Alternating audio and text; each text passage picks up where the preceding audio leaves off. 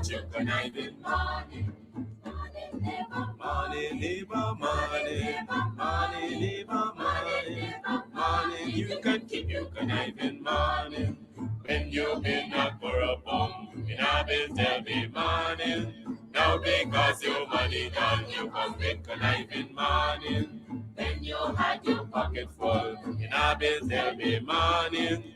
Now because your money done, you hustle for tell me morning. Yes, morning, neighbor. Morning, neighbor, morning.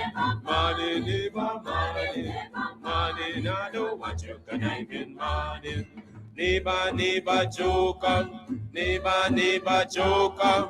Neighbor, neighbor, joker. That's all the money that me walk for.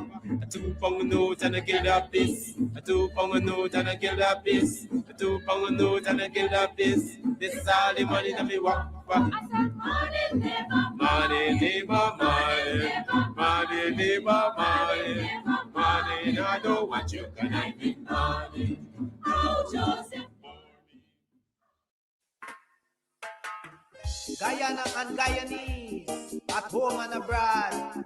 Tune in to Guyanese Morning Time, hosted by Kadaki Amsterdam, where the sun always shines. Guyanese Morning Time, the people call it Guyanese Morning Time. Rhythm, Guyanese Morning Time. Intelligence and knowledge run the front line. We go again, Guyanese Morning Time. The people call it Guyanese Morning Time. Rhythm, Guyanese Morning Time. Intelligence and knowledge run the front line. We go again. We rise up early morning watching Tom's TV, where wisdom and knowledge, yes, it is the key. Exposing corruption over land and sea, where the wicked politicians they try to trick me. Guyana is a land for everybody. With 6 races should live in harmony. There's one set of people getting aisle money. There's one set of people doing the thievery. Beep, Guyanese Morning Time. The people calling Guyanese Morning Time. Rhythm, Guyanese Morning Time. Intelligence and knowledge run the front line. We go again, Guyanese Morning Time. The people calling Guyanese Morning Time. Rhythm, Guyanese Morning Time. Intelligence and knowledge run the front line. We go again. This is a program that you all can see, sharing your views and your integrity. Like it, comment and share it all around. Pass it to your neighbor, safe and sound. A sad situation going on in this town. The voice of the people is getting trampled down.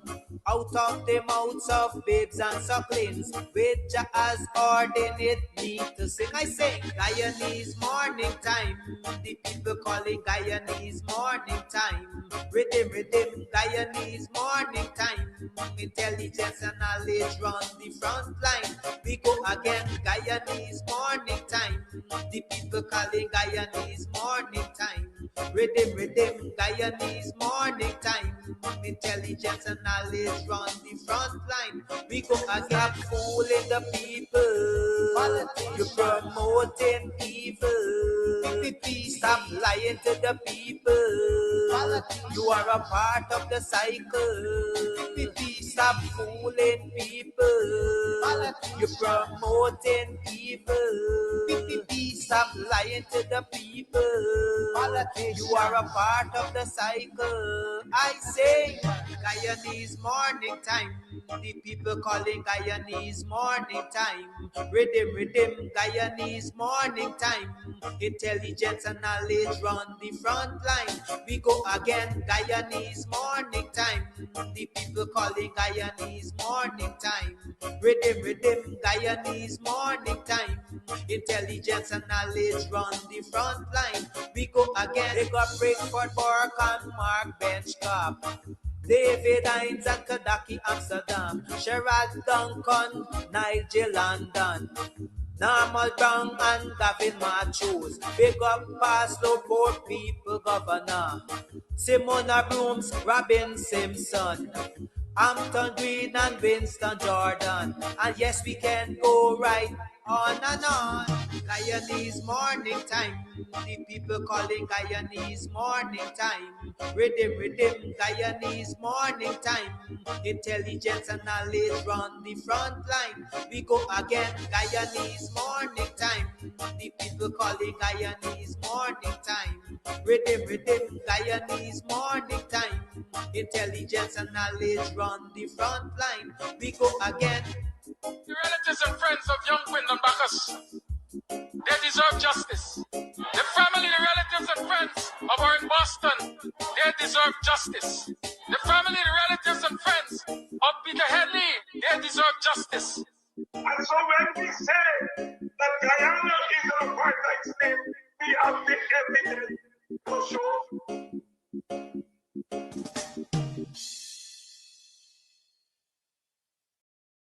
All right, so today we are here at Club Twilight up in Buxton, and we are here to talk about all that's going on up here. Trust me, if you are on the East Coast, you're in Buxton, you're in Tongue, you're looking for a place to get away to, this is the place. The Cutters, mwah. Listen, I'll be having some just now again.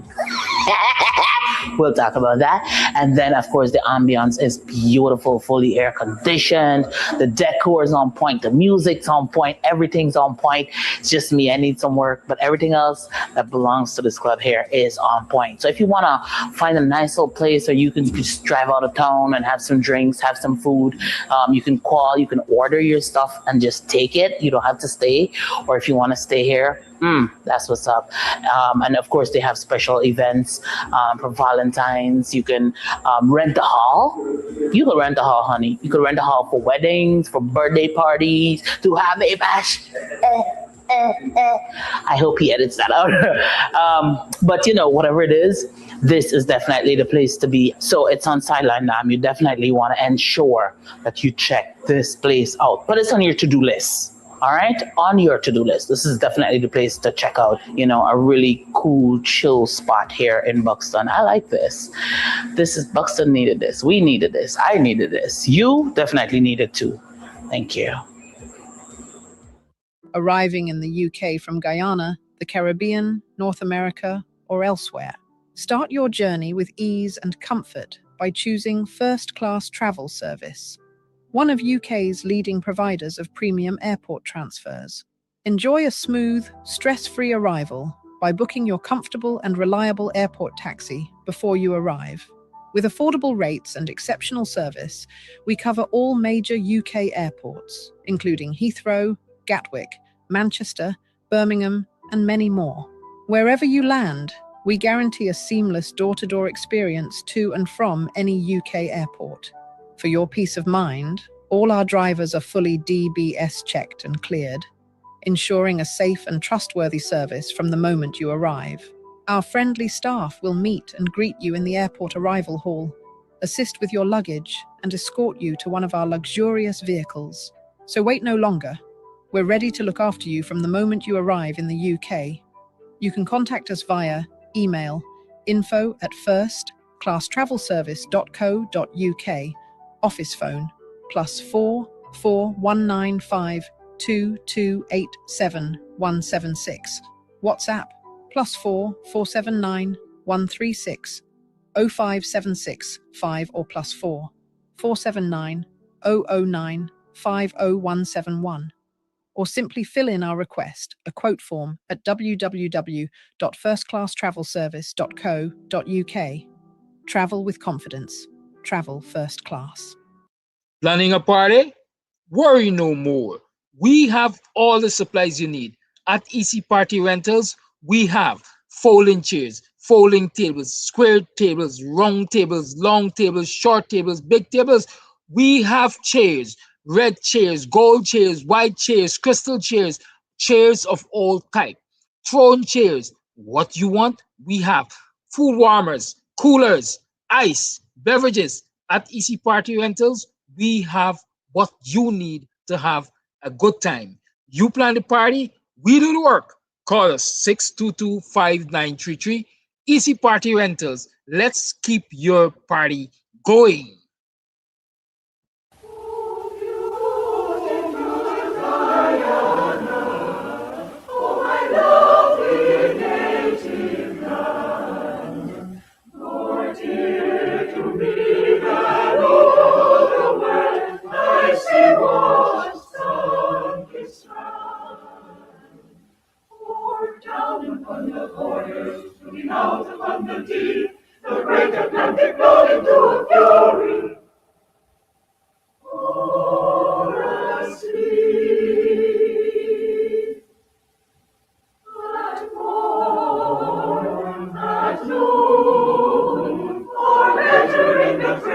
circumstances do. I love thee, I love you, I love thee.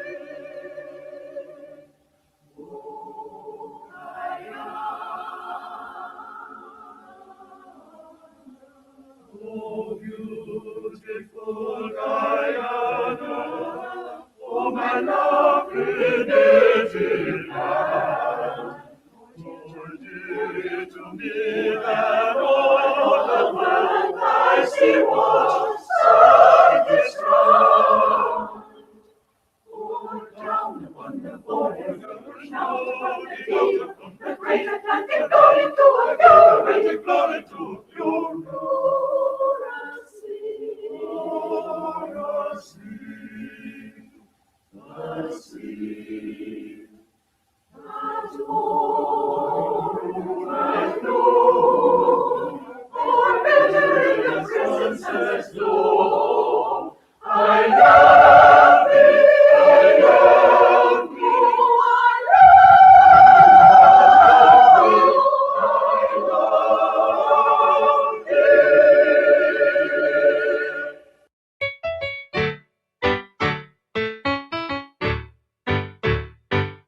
Guyana, I want to serve my country.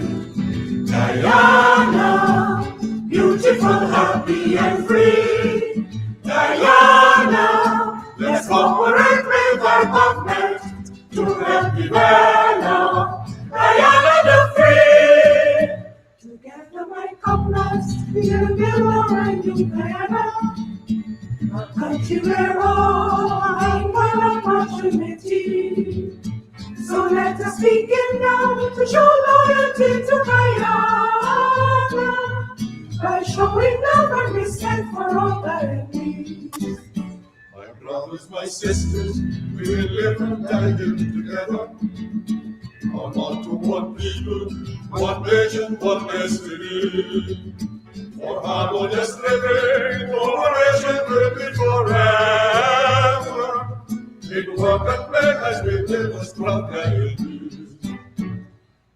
Guyana, I want to serve my country. Guyana, beautiful, happy, and free. Guyana, let's cooperate with our government to help develop Guyana the free. Well, it's time we settle all the racials in the interior. Our natural resources are there in great quantity. And we will do farming and establish towns by the border. With global food so we could fill all Guyanese. My greatest desire is to serve my country, Guyana, and sincerely help Guyana to move along. Our government asks us and we study hard and we learn the things that will help Guyana to become strong. Guyana, I want to serve my country. Guyana, beautiful, happy, and free. Guyana, let's cooperate with our government to help develop Guyana the free. To help develop Guyana the free.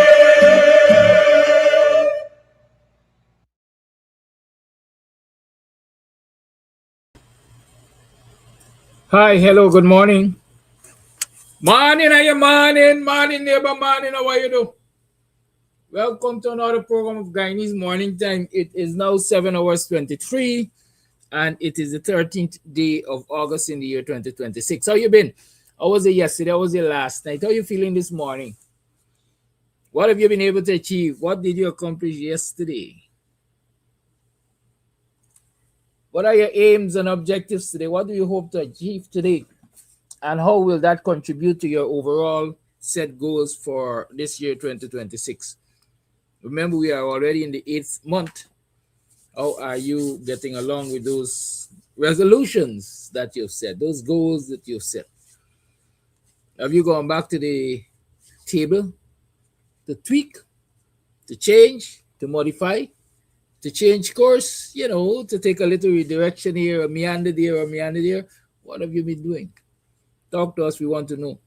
It's Thursday, on Thursdays I don't labor too long in front of these cameras because it's Mr. Jordan's day.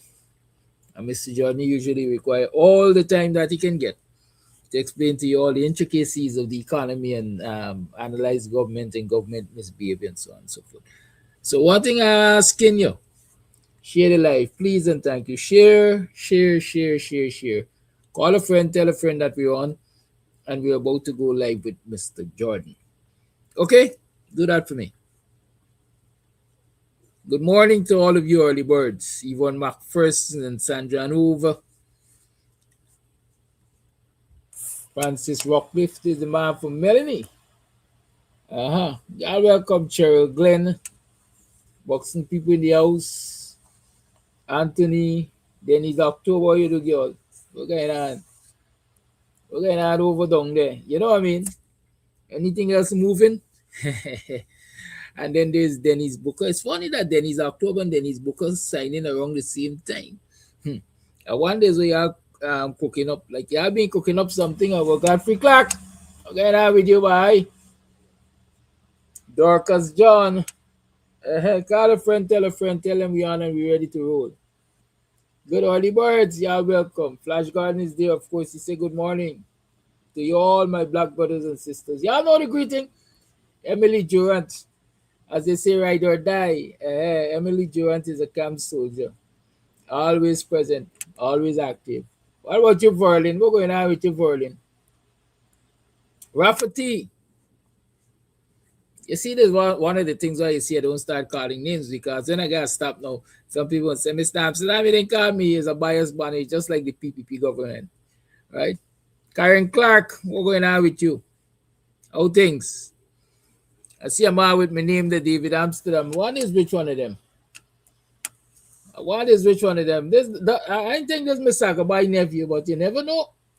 They say young people don't listen to certain program, but it would be good if it's Mr. Agabai nephew, so that at least he could hear a thing or two, you know what I mean? Right, Paul? It's hard. We wrong or we right? Anyways, it's 26 minutes past the 7 o'clock hour, and so I'm going to make that call to Mr. Jordan, and so we can get the ball rolling. Y'all don't wonder why y'all didn't see me this morning. Sometimes, well, I know when I thought about it just now, I was about to play a song by Sparrow, but they say when you play the song, you provide you're promoting domestic violence. You know the song? Any of y'all know the song? Name the song for me. If I play the song, people gonna say I'm promoting domestic violence. Any of you could name the song? Name the song for me. If y'all name the song for me, then I ain't gonna play it. What I want name? Who knows? Come, Denise. I know you know. Come talk to me. What's the song? I said, don't worry yourself. I'm not on camera. Sometimes I have to be off of camera because of Sparrow. What Sparrow say? Well, I know. What Sparrow say on my y'all answer me? Nobody answering. It's all right, man. I'm going to just go and call Mr. John because like this communication is not a two-way thing. This is a one-way communication. When you communicate in one way,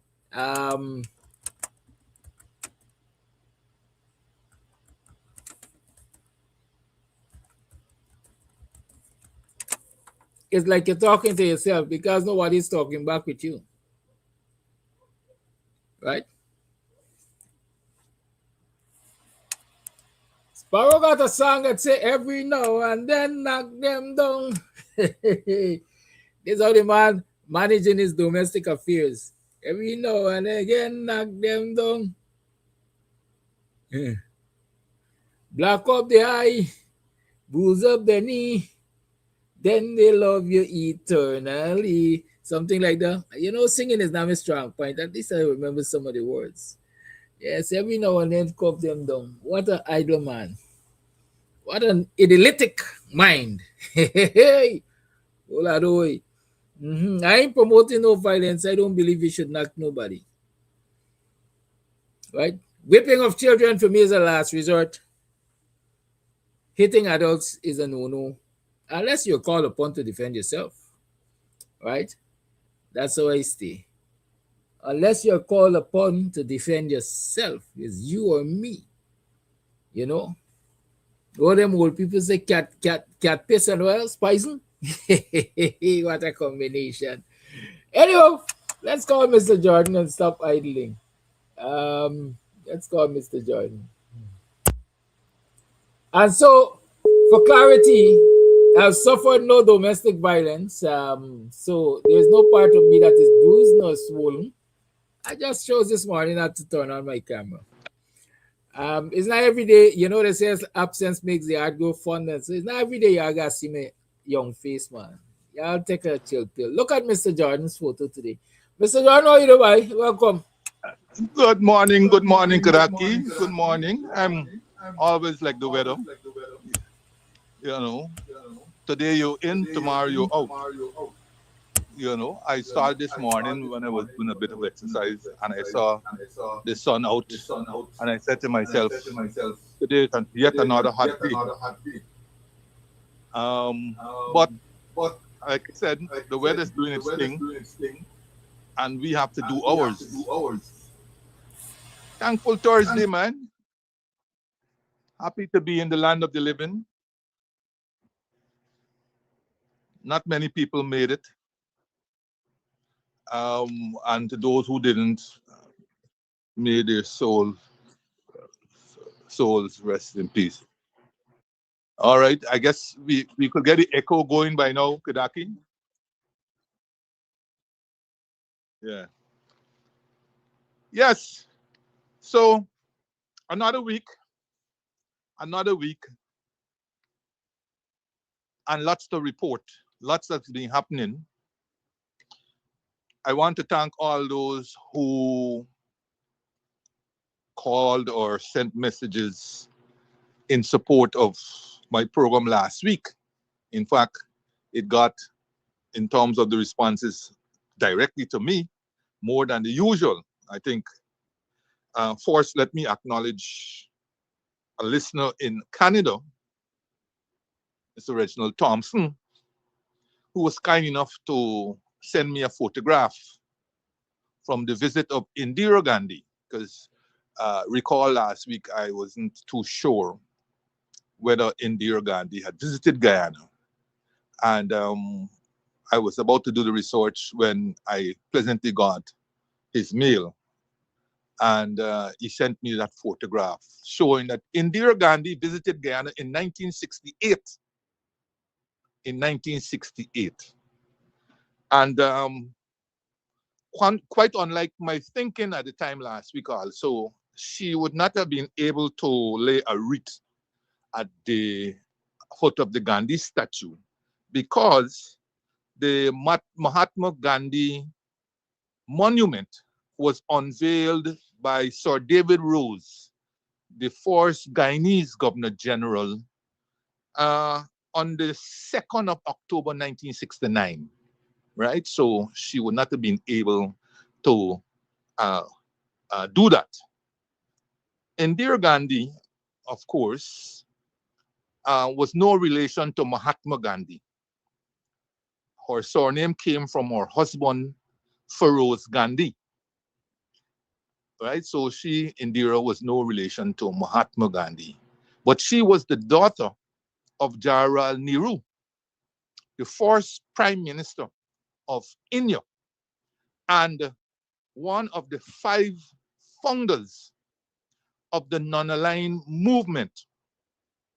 The others being, let me see if I can remember, Joseph Broz Tito, Kwame Nkrumah, Gamal Abdul Nasir, and Sukarno from Indonesia, Nasir from Egypt, Tito from Yugoslavia, Nehru from India, and Kwame Nkrumah from Ghana in Africa. And that movement was started in 1961, 5 years before we got independence. The bus of the 4 of the 5, I believe, can be found in Company Park Gardens. Some of you may say, well, yes, but Guyana got 3 gardens. 3 gardens, Botanic, which is the largest, Promenade Gardens, then Company Park Gardens that houses the bus of the founders of the non-aligned movement, I think with the exception of Sukarno. I'm not sure why Sukarno wasn't listed among them. But yes, that movement started in 1961, 5 years before Guyana got independence.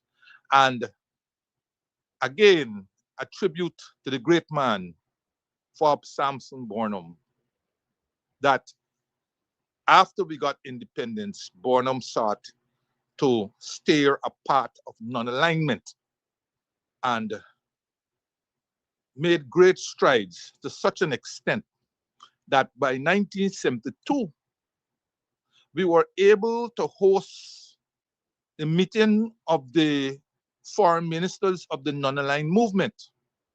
And that meeting took place in what is now known as the Umaniano, which was built, that Benab was built especially for that meeting.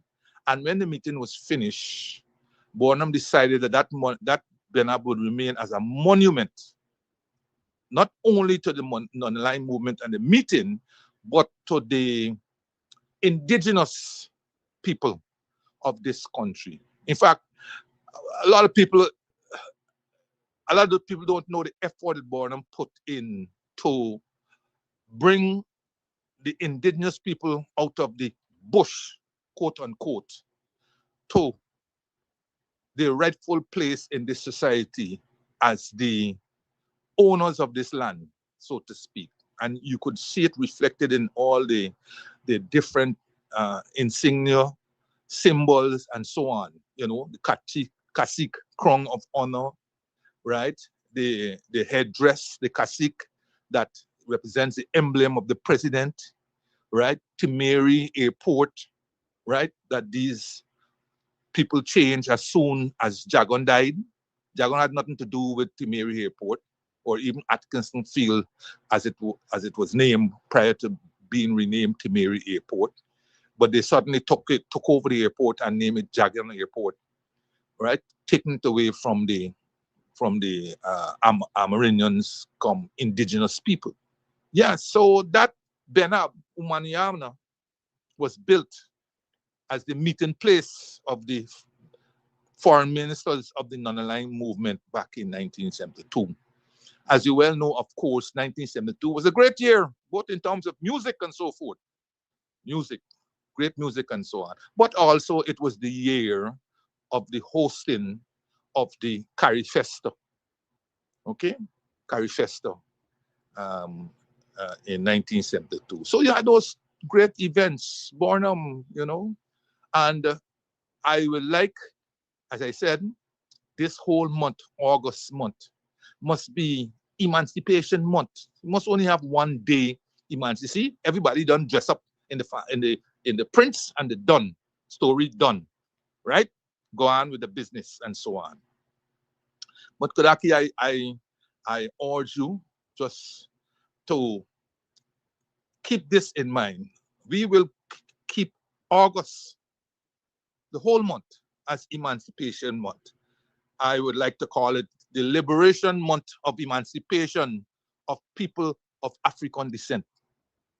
August must be the Liberation Month of Emancipation of people of African descent. You know, and my little other contribution where this is concerned today is the extent to which the British, having extracted centuries of unpaid labor from Africans that they brought here, when they decided to give them their so quote unquote freedom, they didn't seem to want them to be free. And that is reflected in the fact that no compensation was given to them. In fact, everything was done to force them back onto the plantation. And when they outrightly refused because they used their pennies and pooled it and took wheelbarrows of pennies and purchased abandoned plantations and decided to farm their own villages. Today you hear talk about model village. We will come to that once time is left. Because like I said, there's a whole set of issues every week we need to talk about. And they did their own model village. You would think those people way back who didn't have access to education and so on, but who came from good stock in Africa. Not because they came here as slaves meant they were slaves in Africa. They were freed people in Africa. Princesses, kings, queens, princes, they all were kidnapped and treated as the same and brought here in ships to work as beasts of burden for colonials who, after centuries of free labor, didn't have the Christian-like belief in them to turn over those lands and plantations to the freed slaves. After all, the plantation owners were compensated 20 million pounds at that time, a debt for which Britain only paid off the loan that they borrowed last year, I think, or the year before, or sometime in 2015 or something. Yes, they borrowed money, 20 million pounds back in those days to pay the planters, but nothing for the slaves, nothing. And when the slaves refused to go back on the plantation, they started to reduce the value of their labor through the rampant, unchecked importation of labor, principally from India. In fact, Mauritius, who I mentioned last week, and for whom one person who responded was aghast at what I said, didn't realize that Mauritius, didn't even know where Mauritius was, but he was aghast at the history that I was able to put out there. You see, you got to know your history because, like I said, if you don't know it, you'll be like a tumbleweed in the wind. Anyway the wind blows, it's going to be cool with you, and people will use you and abuse you because you don't know your history. They'll tell you anything. And that is what is happening, unfortunately, to a large section of the African Guyanese population today. They don't know the history. It is not being taught in schools. It's not being taught by the elder generations and so on. So they're like tumbleweed. Anybody could tell them anything. None of them never even hear about Bornum, and they could cause Bornum. People who never even hear about Bornum could cause Bornum. Because many are failing in not teaching the young ones, and therefore who they associating with, those are the ones that are telling them their version of our history. Yes, but it was Mauritius that was chosen by the British back in 1834 when the slaves were initially freed, right? Because remember, by 1838 they were finally freed, but in 1834 they were freed, but they had to go through this period of apprenticeship for 4 years. It was Mauritius that was chosen by the British in 1834 for the great experiment, as they call it, using indentured Indian labor following the abolition of slavery, right, in 1834. So indentured labor started being imported from India in 1834 to Mauritius. In Guyana's case, as I indicated last year, that importation started in 1838 when 396 Indian laborers arrived in two ships, the Whitby and the Hesperus. They arrived from Calcutta, as far as we understand, which is now today named Kolkata, which is the original Indian name. And then, so that great experiment started then, and as I said, continued unchecked until the early 20th century. Until the early 20th century. And I want to read you a letter from Eric Phillips. Yes, the same Eric Phillips. That was printed in the Starbuck News of the 6th of December 2014 under the title, The British Guyana Colonization Scheme. The British Guyana Colonization Scheme. Let me see if I can quickly pull that letter up, because you're going to understand the machinations of the British and why I am concerned at the dilution of the African proportion in the expanding population of Guyana. I said last week, I'm not aware of any planned scheme, but regardless whether the scheme is planned or unplanned, or whether it comes about as a result of policies that are being implemented in other areas, the ultimate objective of diluting the African in the expanding population would have been achieved. So here is this letter that was printed in the Starbuck News of December the 6th, 2014, under the headline, The British Guyana Colonization Scheme is Little Known. It's a letter from Eric Phillips, and it says, Friday, December the 5th, 1919, was a very important day in Guyanese history. Yet, none of our historians and none of our history books have made this public knowledge. The day marks the 95th anniversary of British Guyana being offered by the British government to Inyo as an Indian colony. Let me go over that over quickly. The day marks the 95th anniversary of British Guyana being offered by the British government to Inyo as an Indian colony. Known as the British Guyana Colonization Scheme, it was based on, quote, free immigration of Indian agricultural families, end of quote. Much of this plan can be found in the pioneer, quote, colonizing British Guyana, inducement to Indians, facility for land, end of quote. Thursday, December the 11th, 1919, page 6. And in the Liberal Lahore Indian National Congress special number, Monday, December 29th, 1919. The scheme, among other inducements to Indian settlers, was to provide them with free passage and guaranteed employment for an equitable wage.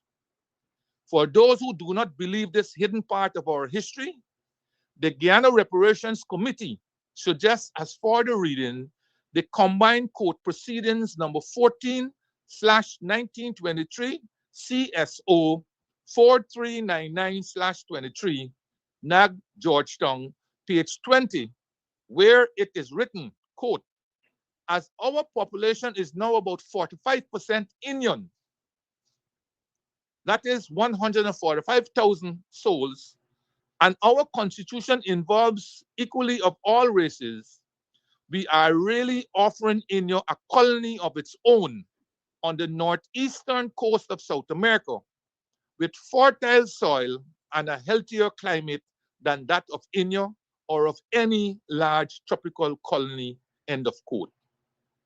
Through the colonization scheme, it was argued by Dr. Noonan that India was being offered a colony of its own in distant South America. This offer to India was debated for 10 years, from 1919 to 1929. Many delegations visited Guyana, India, and Britain during this time. Delegations such as the Nunan Loku delegation investigated the offer. The Indian government named Mahatma Gandhi as the final arbiter of the offer. Gandhi viewed the offer with great caution and suspicion and was only willing to consider the offer if the Indian immigrants would be granted equal rights. Many leading figures, such as C.F. Andrews and Benris Das Chaturvedi, were involved in this decade-long assessment. The Indian government established many groups to assess the offer. There was a select committee of the Central Legislative Council. There was a three-man commission comprised of Juwan Badur, P. Kesabo Pillai, and V.N. Tiwari. This was called the Pillai Commission. Ultimately, Gandhi said no to the offer. He saw it as Britain seeking cheap labor to exploit. His views were that quote, Englishmen in South Africa are no worse than in India or Fiji or British Guyana. Some sections of the Indian press were also opposed to the idea, as well as other prominent Indian voices. Many things were tried by the British to encourage Indian colonization of Guyana. In 1928, Governor Sir Gordon Guggisberg proposed a model land settlement in the colony. And so in 1929, Bushlat Essequibo came into being. The end of the scheme came about after a visit by C.F. Andrews in 1929. Much of Guyana's history has been hidden from the man in the street. Both former President Cherry Jagon, born in 1918, and former President Forbes Barnum, born 1923, spent their early years while this debate was hot. Yours faithfully, Eric Phillips. So again, a piece of history that remains hidden, remains relatively unknown, remains unstudied by all of our great historians. And so we're sleepwalking our way while others have studied that history carefully and perhaps in the process of executing it. While we are sleepwalking our way into oblivion. It is not, this is how these schemes start. In some places, they were powerless, like in Argentina, to fight back. But we are sleepwalking our way into this. The British, again, this was not the end of Britain trying to sell out British Guyana to other groups other than hand it over to the African. This is not the force. Wasn't the force, and it wasn't the last attempt. I read you. Do you know that the British attempted to settle the Jews in Guyana after they didn't have a homeland? Did you know that? Did you know the problems that Palestine getting today could have been right here in Guyana? Right here in Guyana. Let me read a little piece. Half of Guyana was designated to become the Jewish homeland in 1939. 1939, just before the World War II broke out.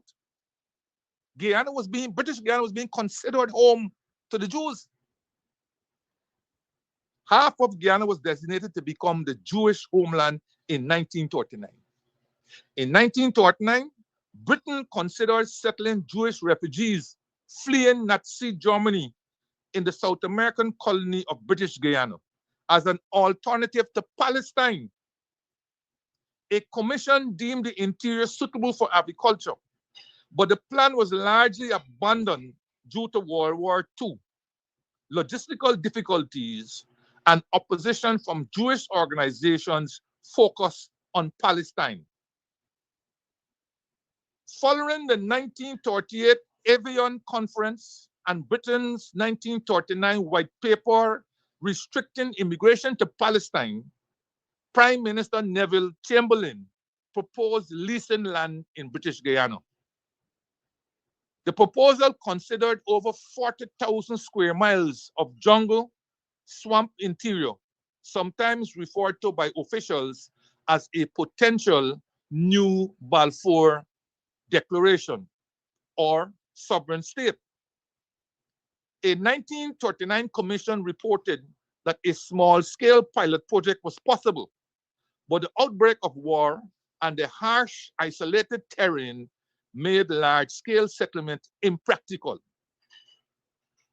Hence, only about 130 Jewish refugees found refuge here during the war, with most eventually leaving thereafter. That was the machination of the British. They had no intention of allowing freed African slaves controlling the territory called British Guyana, which is today known as Guyana. Every attempt was made to bring other ethnicities and races to populate Guyana and to control the land other than British Guyana. And had not the slaves had the foresight to pool their resources in a cooperative effort to buy those abandoned plantations and create their own villages, history would have been very unkind to them in terms of their eventual existence.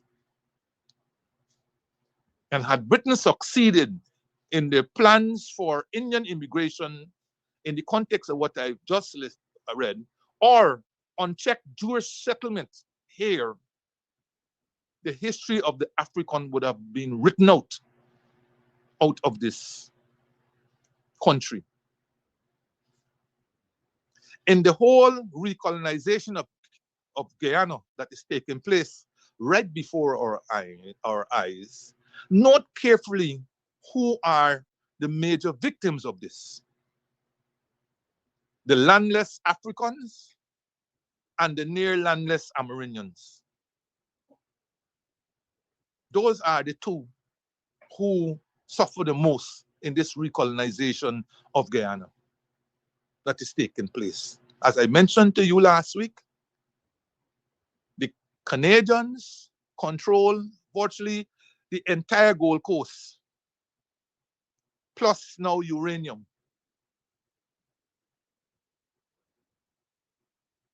The Americans control the oil, and recent visits by top American officials are indicating that they want ports, they want roads, they want housing, they're already into hospitality, air transport, and everything else.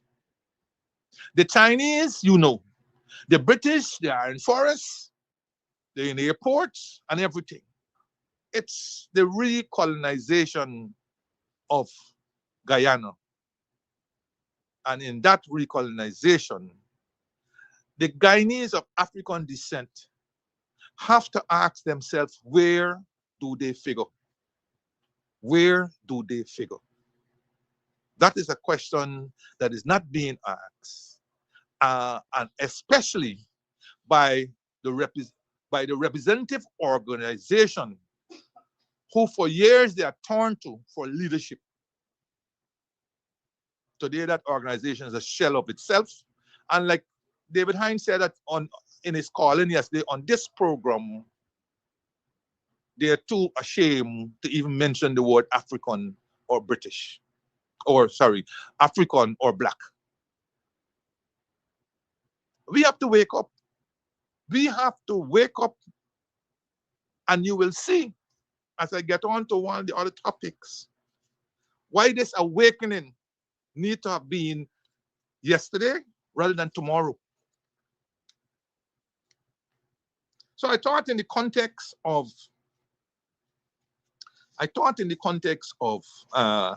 our liberation, our liberation month, or emancipation month, that these little snippets of our history, hidden or unhidden, need to be told as we move on with our lives to other areas, as seem to have happened in recent times.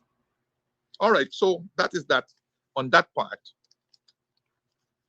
The second aspect, which I want to run through fairly quickly, I'm not going to spend all the life. It seems to have been the hot button topic over the last week or so, ever since it was first disclosed by the Trinidad Express. The whole regional system, Caribbean regional system, or the institutions in the Caribbean regional system and the head institution seem to have been in some turmoil over the last, I would say, 2 years. It's become visible.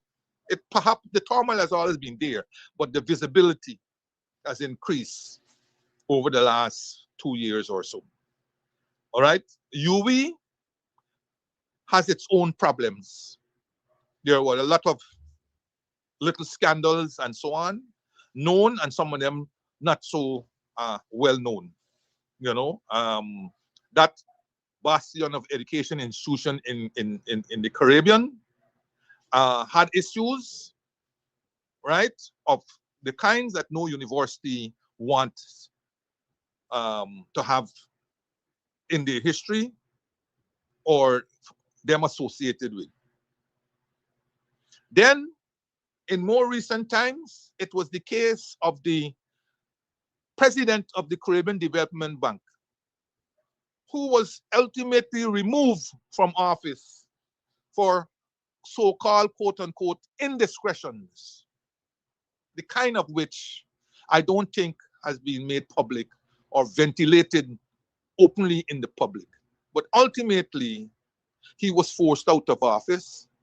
I say forced out means that he left well before his first 5-year term was up. And then, of course, he was replaced by the Barbadian, whose prime minister clearly had some lobbying influence in getting him in that post. Then, of course, even more recent was the country tongues involved with the Secretary General and her reappointment for another 5 years.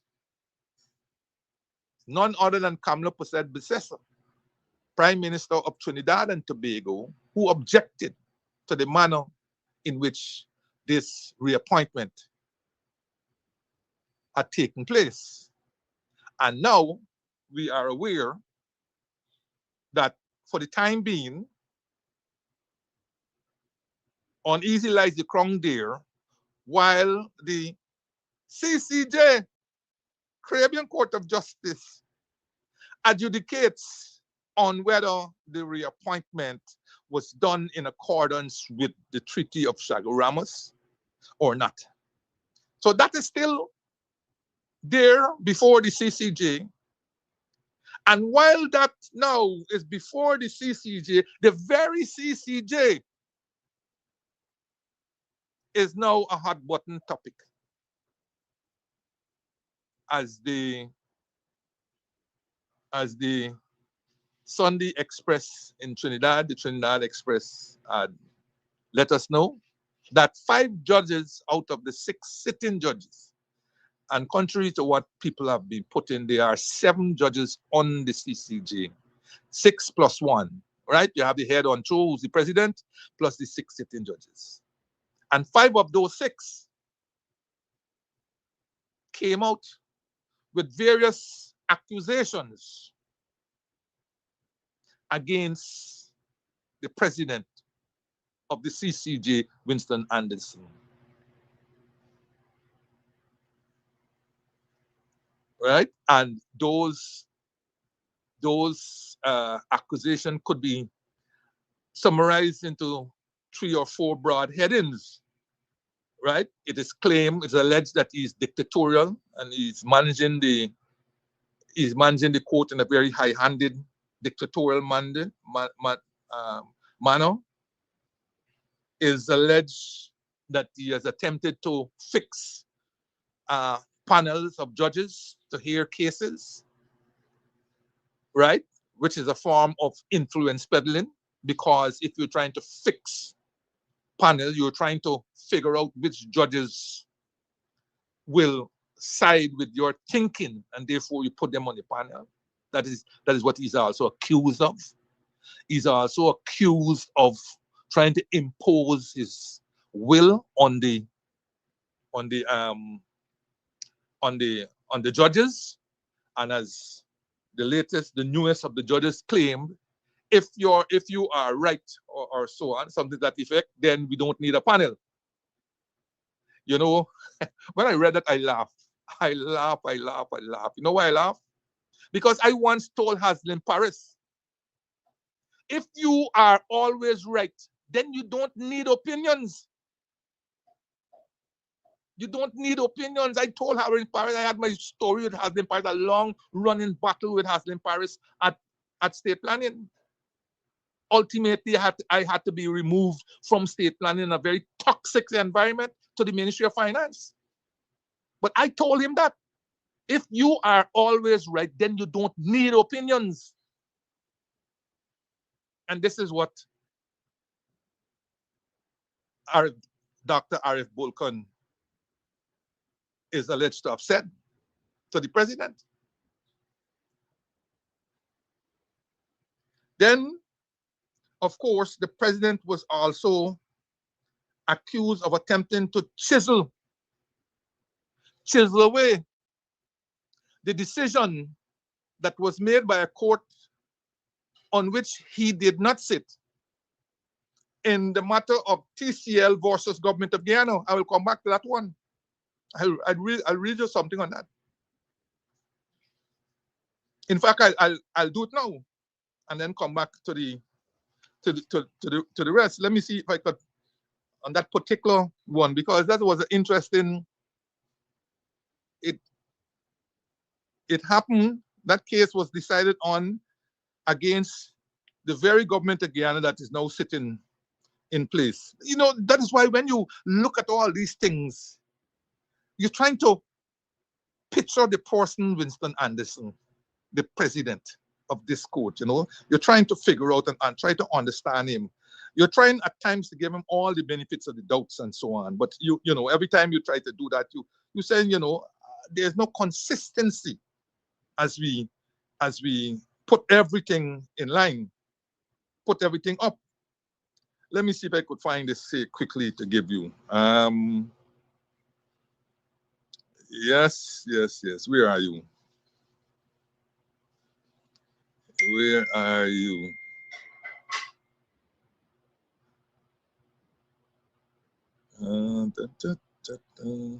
Yes. Okay. So this is from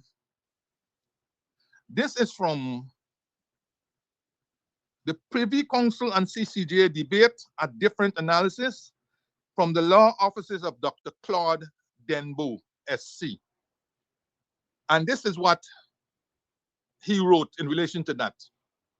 He says in 2009, in the case of TCL versus Government of Guyana, the CCJ granted a mandatory order against the Government of Guyana, directing it to implement the common external tariff, which it had arbitrarily lifted without lawful authority. This is the same government. This is the same PPP government, not the one that is in power.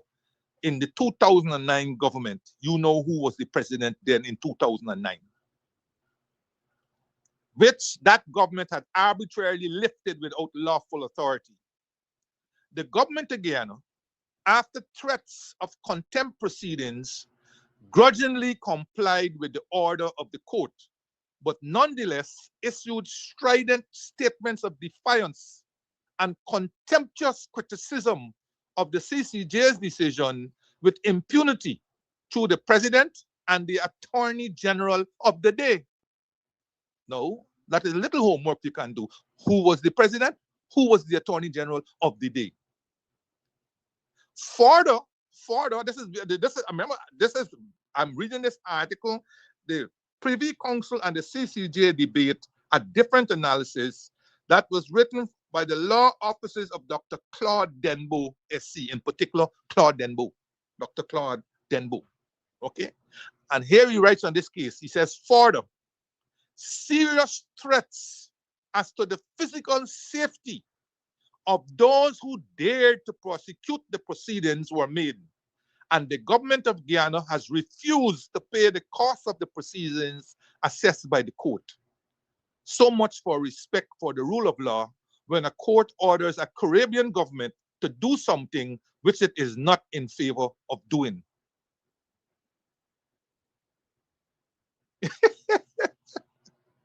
Y'all read yesterday, Anil Nalal come out in support of Winston Anderson, which is his right, of course.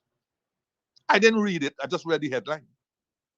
I'm going to go back and read it because it will be interesting to see the arguments that he's put forward, especially in light of what I've just read here. Okay? So, this is the decision that Mr. Anderson is accused of attempting to chisel back because he did not agree. He did not agree with the decision of the CCJ, the very court of which he is the president. He did not agree with that decision, which was, I understand, it was a unanimous decision that was made. So he's being accused of trying to chisel away that decision. Right. And I think, for example, more shocking were the revelations of Aubrey Norton in his press conference. His press conference of about 2 days ago or so, about the propriety of the president's actions to such an extent that he said he had to cut away the conversation and moved on. But he gave us a bit more meat in his presentation 2 weeks ago, and it makes for a troubling situation coming from the president of a court that is the final court of this country in the appellate jurisdiction.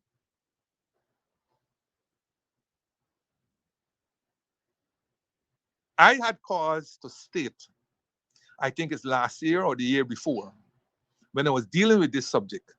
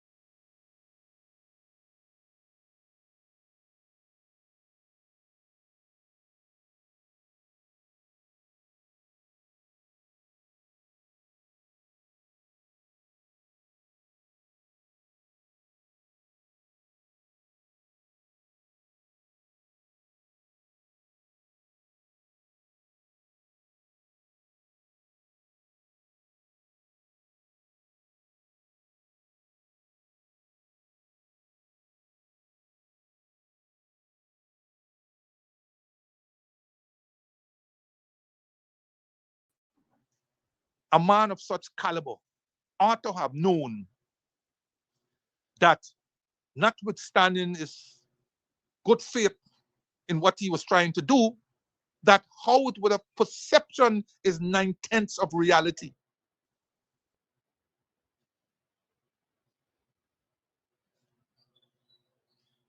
And so he didn't escape the backlash that came from the opposition, the press, and everybody else.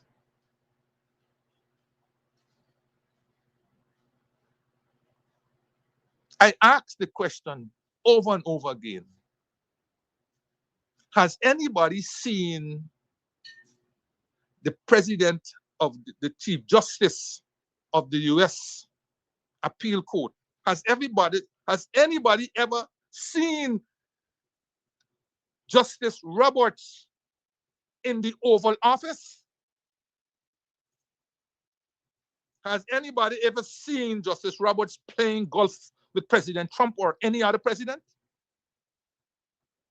Has anybody ever seen Justice Roberts in the company of any politician?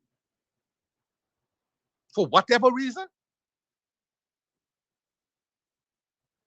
It is clear that all the judges of a high court called the CCJ have to be like Caesar's wife, above board, above suspicion, has to have the highest integrity, trust, has to imbue confidence in the court for people to continue to accept the court as their final. And this is the reason why everybody, bar none, was reticent about cutting ties with the Privy Council. They felt that the society, the Caribbean society, was too small. The population was too small. Everybody know everybody. Everybody went to school. You know, the customs are different from India, where they might be England, where England might be cold. Here, the convivial and the collegial and all this kind of story. But you see, when it comes to the justice,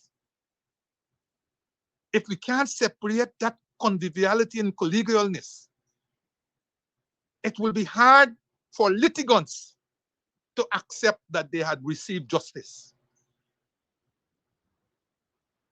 I know it will be hard to resist going to the barbecue of your great school friend. I know it might be hard to resist. But when you are a justice, you can't appear at the barbecue of your great school friend. Simply because that great school friend may ultimately appear before you in some category, whether as a lawyer, a litigant, or something else. And how you can start recusing yourself on all this kind of story. Because recusal doesn't necessarily mean bias has disappeared or appearance of bias has disappeared.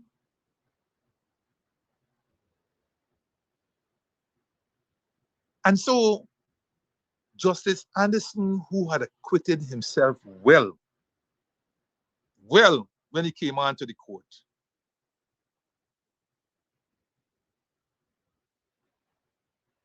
he had some very interesting pro and dissenting decisions. Like, for example, in the decision to say no to the third term, he was the dissenting judge. 6 judges said yes, and he dissented no.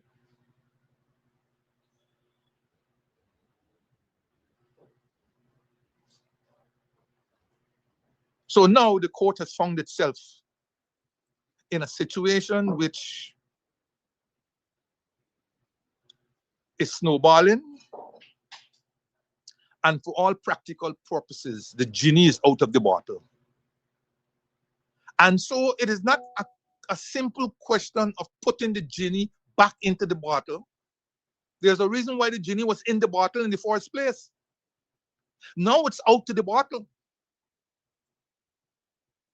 And we just can't put it back in there. So what have been some of the consequences? For one, it has given credence to those who are not members of the court in its appellate jurisdiction to say, hey boy, you see, I tell y'all, and it will harden the stance of those who are out. It is difficult to go to the citizens of those countries who are not a part of the appellate jurisdiction of the CCJ and tell them we must join the CCJ. They will always point to that. And I remember during the elections cases, how several people, I can pick up articles out of the Gleaner in particular, and in Jamaica, where they were saying it's the reason why Jamaica must not join the court after they listened to the elections petition cases and the outcomes in relation to Guyana. I remember that particularly. And you've seen it happening today. Jamaica is the first one jumping out and hollering, hold on, because they are discussing in the context of them becoming a republic, you know, issues to do with Privy Council and so on. And notwithstanding, the CCJ has done wonderful work over its lifespan to date. If you ask the average citizen, even in the countries where appellate jurisdiction obtains, the jury will be out about the performance, the impartiality, integrity, and so on about the CCJ. The jury will be out. And the unfortunate thing about that is that that had become the case in the post-Byron court. As far as I recall, there wasn't any problems with the De La Bastide court when President De La Bastide was the court. There wasn't problems that I am aware of. In the Byron, Justice Byron, President Byron court, I don't recall any ruckus or any such thing. I don't recall any genie moving about in the bottle and so on. Issues then began to rise in the Saunders court, and now they have become a crescendo in the Anderson court. So for me to end this little quick thing, because a lot has been said and I'm just another one. Here are a couple of quick things. I heard people saying, well, we must leave, Guyana must leave the CCJ. Well, that's not going to happen. That's not going to happen. It's not that we can't leave the CCJ, but the leaving is a very hard thing to do.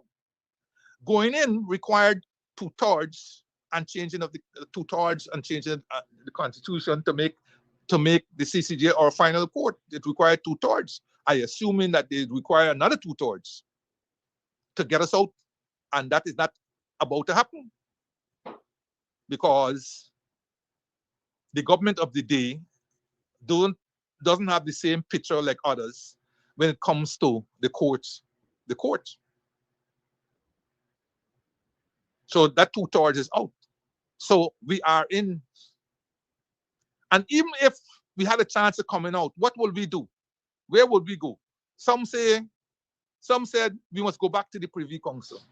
Well, that ship has sailed in the context of Guyana. That ship has sailed a long time ago. On the 17th of July, 1970, Forbes Barnum, that great man again, cut Guyana's ties with the Privy Council. Recall that on the 23rd of February 1970, Guyana was made a republic. So Barnum didn't waste time. Short shrift, he cut our ties to the Privy Council. And he has established the Court of Appeal as Guyana's final court. And recall, I named some of the judges that I remembered that served on that Court of Appeal. The erudition of those judges,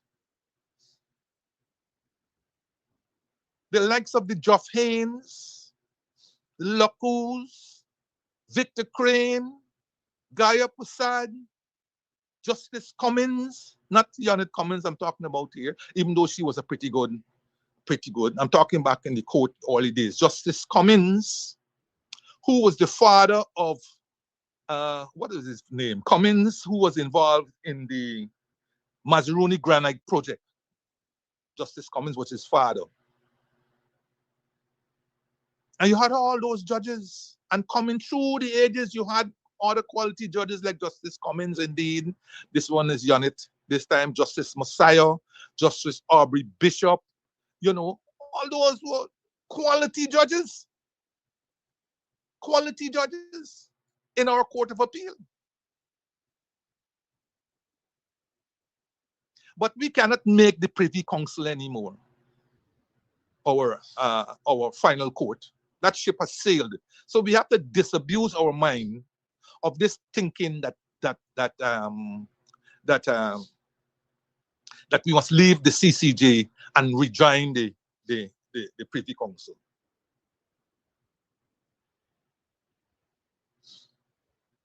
And even rejoining, if it were possible, rejoining the Privy Council would be a problem.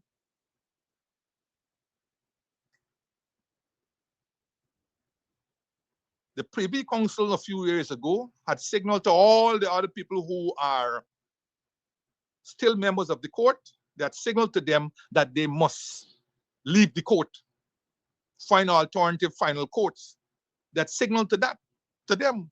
They were only interested in retaining those who were dependencies, like Montserrat and so on, who are Bermuda, who dependencies, but all the other independent states, like Trinidad and Jamaica and all them, were given notice to find alternatives.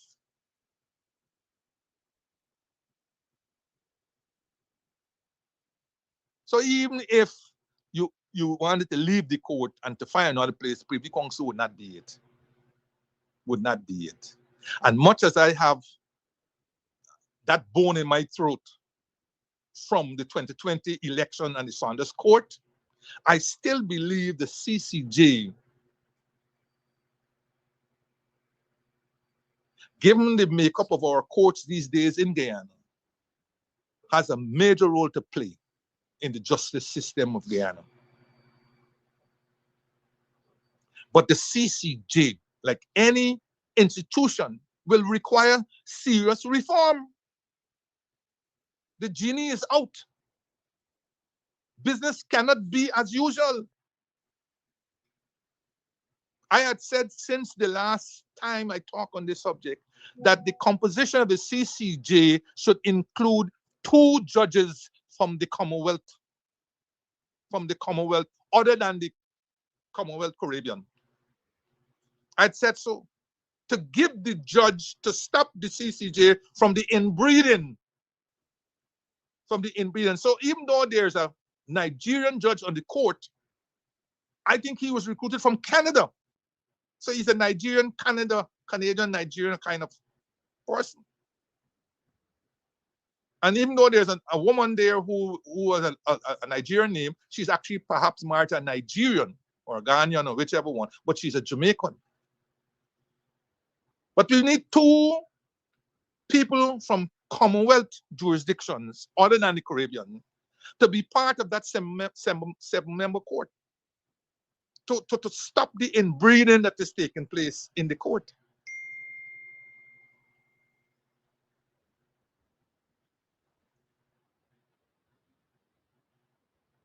We need an elaboration of the code of ethics.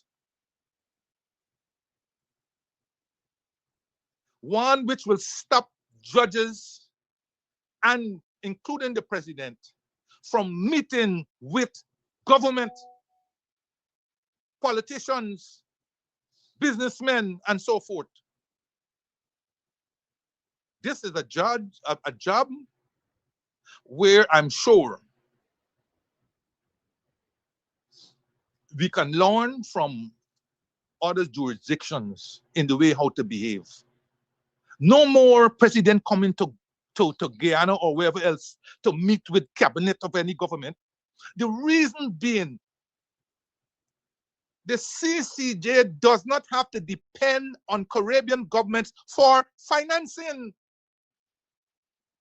the financial independence of the CCJ was secured at its inception when all the member states were required to contribute to $100 million trust fund, the income of which is used to finance the CCJ. So Mr. President is not coming to talk to Ali in the context of our oil resources to get more money for the court. That's not how the court is financed.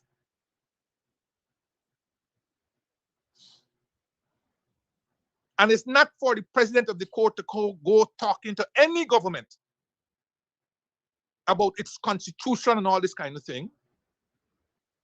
Presidents of court can go to maybe a bar association or maybe some other place where they're invited to make a speech and so on, and they can put their views into the public domain in that context.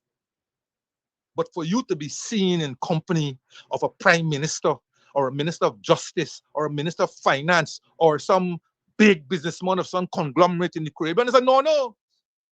It's a no-no. Much less you come in here to interfere, because that is what it was, interfering in a process that the Constitution of Guyana put in the exclusive domain of the president and the leader of the opposition. You could have done what other judges did. Saunders did it, Justice Byron did it. And you, President Addison, could have done the same thing, which is to call for the government to appoint the Chancellor and the Chief Justice. But you come in here and injecting yourself in a process that the Constitution solely leaves to the president and the leader of the opposition was more than a no-no. It's the umpteenth time again that our Constitution is being usurped.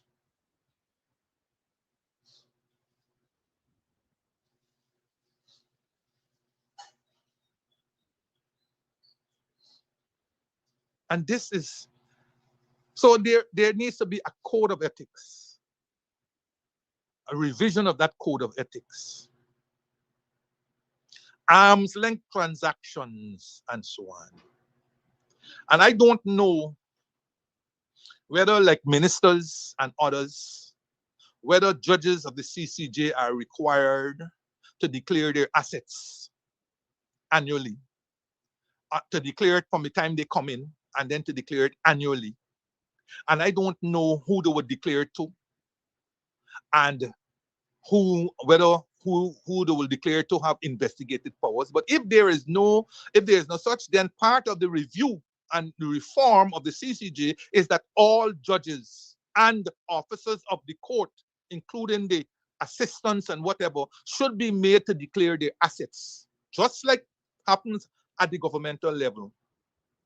Should be made to declare their assets to some body, some institution, somebody. That is part of the reform I would like to see.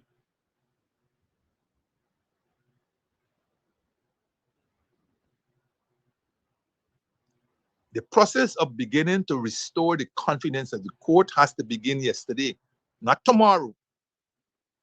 Not tomorrow. Because the confidence in the court is well shaken. It's well shaken. And it's not time, this is not a time when the heads of government should be putting their heads in the sand and peeping from behind the blinds because they don't want to say something. This is a time that is called for leadership. Leadership. Leadership to make certain that this fire is not, it doesn't continue to fan the flames. Put this thing to bed quickly.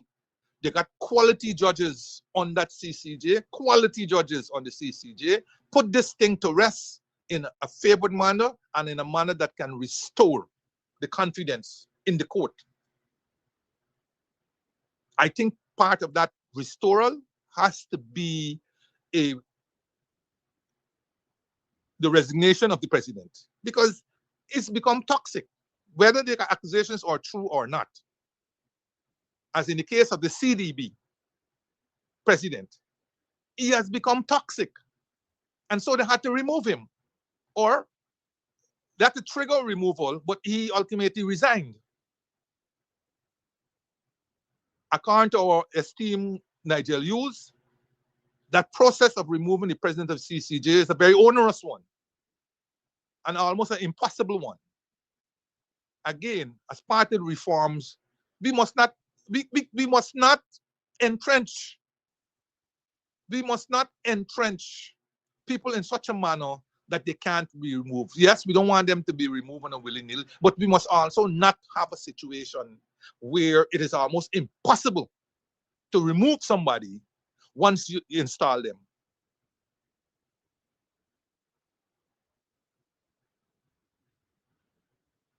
It's almost impossible.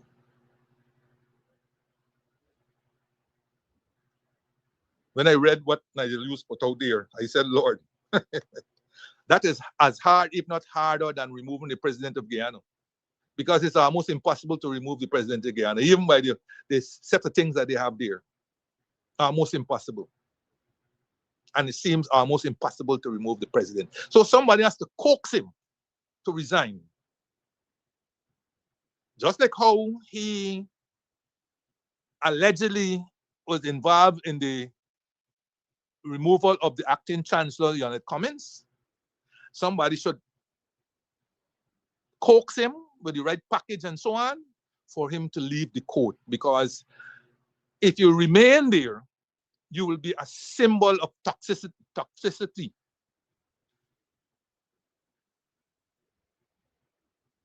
And sometimes it's better to leave well alone and go along your way than stick around and make things worse.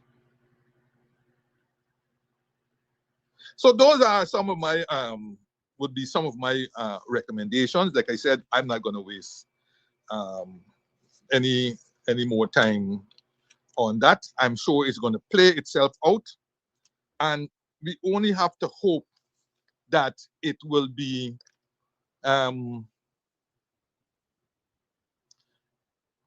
it will redound to the benefit of the Caribbean peoples, who the good Lord knows have suffered enough from slavery, indentureship, colonization, colonialism, and every ism, and who today still continue to suffer from institutions that were set up to enhance living standards, justice, equality, and so on, but who, question marks, continue to hang like halos over their heads. The third topic I want to look at today is this issue about oil and money. Oil and money.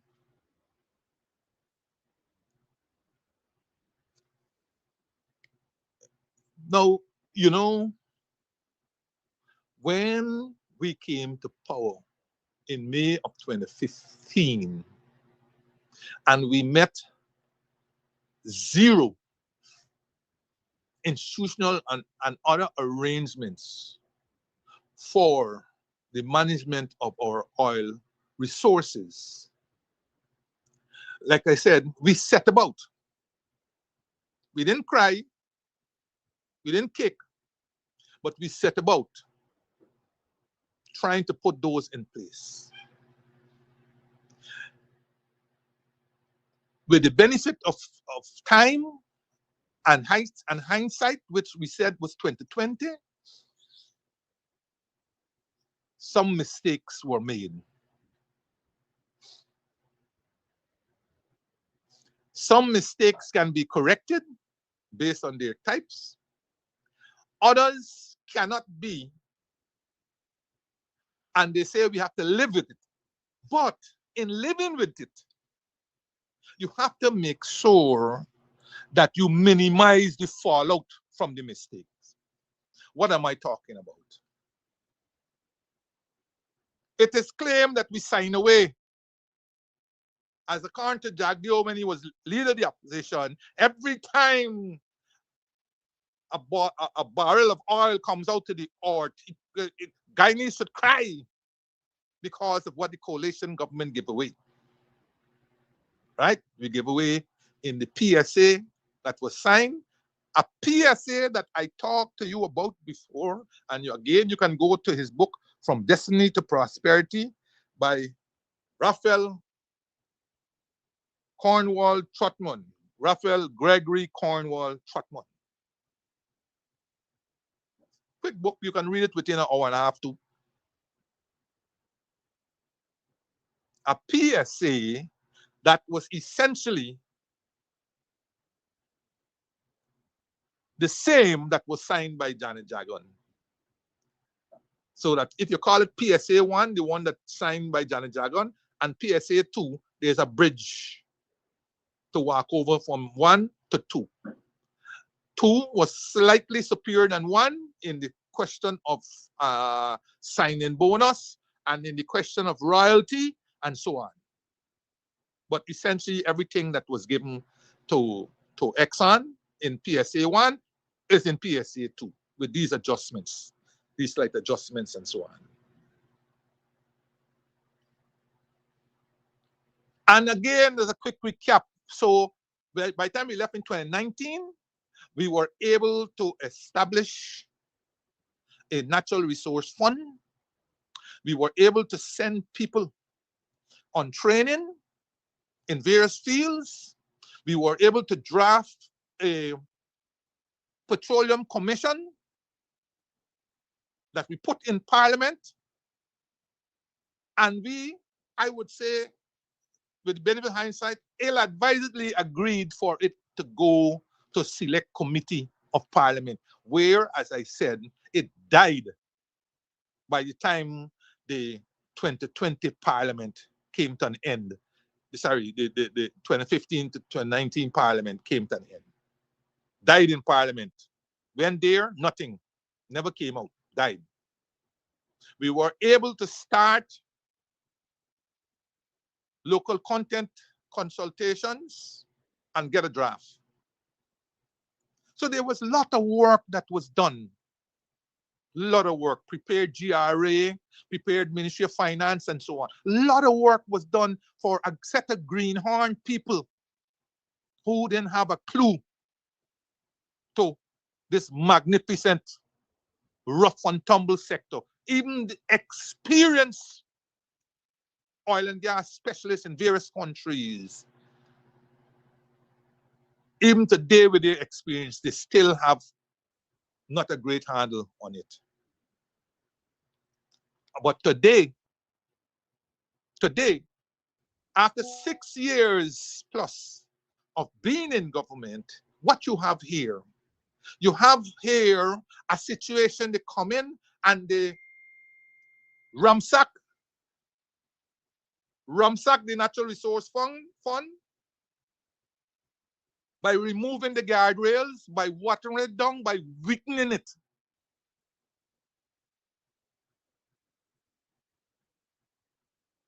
You have local content legislation where a multitude of amendments were given by the opposition in the last Parliament, refused by the government, and today now they're coming back to amend the very legislation that they've just put in, because a number of the points that were raised by the opposition them staring them in their faces. You have a situation where, notwithstanding all that you said, there's no ring fencing. Agreed, there's no ring fencing. So the Exxon is free to use today's money to pay for tomorrow's exploration and development activities and still take out the money. They have that. But guess what? After 3 audits of Exxon's expenses, none has been finalized. None. In the first audit, it is claimed that 200 and something million US dollars of expenditure are questionable expenditures. But these are monies that Exxon has taken out from the earnings. These are monies that they've taken out already.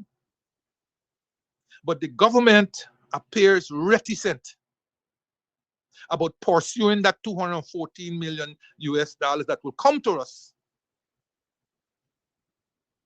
by giving a little tap on the shoulder to somebody that identify as Bobby Gosai or whatever his name, they identified as the person who gave some direction or instruction when he wasn't qualified. That is a load of. That man Gosai is a very educated, well-educated individual, and so on. And the tap on the wrist, he probably maybe went on some beach and cool out and thing, because nobody knows whether his salary was cut or not. Even if his salary get cut and so on, he's just a pal guy who will come back and so on. But the long and short is, none of the 3 audits has been finalized. So you got no ring fencing, but the government has no control over the expenditures that are undertaken by Exxon. Something that they should have made certain they have control of by the requisite accountants and so on, to ensure that every penny that is due to Guyana will come to Guyana. The government has no lookout on the FPSOs who are monitoring the meters. So you don't know. Government has to take what Exxon tells them as the amount of oil that they're taking out from the wells.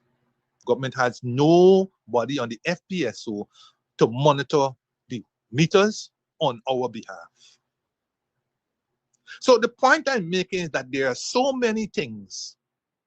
If life throws you a lemon, as they claim that the PSA is a lemon, it gives away everything, then stop complaining and make lemonade. Stop complaining that it's sour and make lemonade. But something must be wrong, where a government that had all the mouth when they were in opposition, now quiet as a church mouse. They give you the odd information months afterwards when deposits are made into the Natural Resource Fund.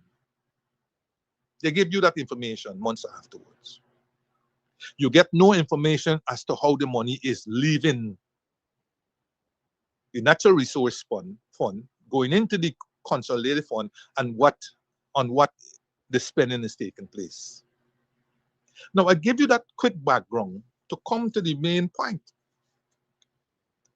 So you got in its second quarter report that it filed with the US Securities and Exchange Commission. ExxonMobil said that its profits for that quarter, that second quarter, had jumped to a massive 14.5 billion US dollars. That's for one quarter. The second quarter, Exxon's profits was 14.5 billion US dollars. Thanks largely to their operations in Guyana, in the Stabroek Block.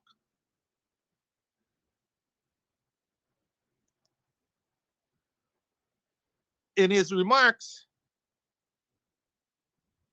the chairman of Exxon, Darren Woods, had disclosed that the company was producing about 870,000 barrels per day in the Stabroek Block. 870,000 barrels. Let me stop there, because that 870,000 figure had me a bit worried, because Exxon had claimed that Guyana was producing up to 920,000 barrels per day after the addition of the last PSO with full ramped up, and all the FPSOs were producing above their rated capacity. So Exxon had said we were up to 920,000 barrels per day. But here is Mr. Woods declaring to his shareholders that Exxon was producing about 870,000 barrels from the Stabroek Block.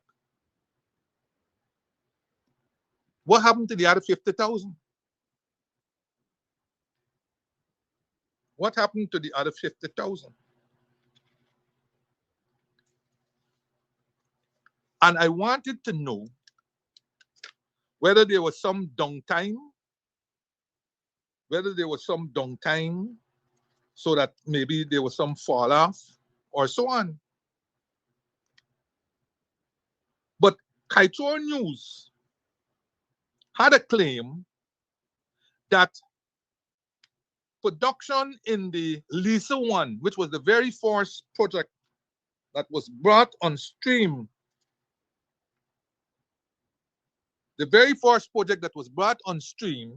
right, according to the Kaito News of the 5th of August 2026, oil production at the Lisa 1, the first petroleum project, had fallen from the approved 120,000 barrels per day to under 100,000 barrels per day. So the rated capacity for Lisa 1 was 120,000. But Exxon was producing above the rated capacity to as high, I believe, of 140,000. And now that Lisa 1 project is producing under 100,000. So is it the Lisa 1 that has now started to decline in production well ahead of the proposed life of the project? Well ahead of the proposed life of the project? Questions to be asked, none being given, and no answers being given. So Darren Woods said that the company was producing about 870,000 barrels per day in the Stabroek Block, and that this amount was expected to increase by 250,000 barrels per day before the end of 2026, with the coming on stream of the newest FPSO, Area with 2. Area with 2. This would be in the 5th FPSO, right? You had four previous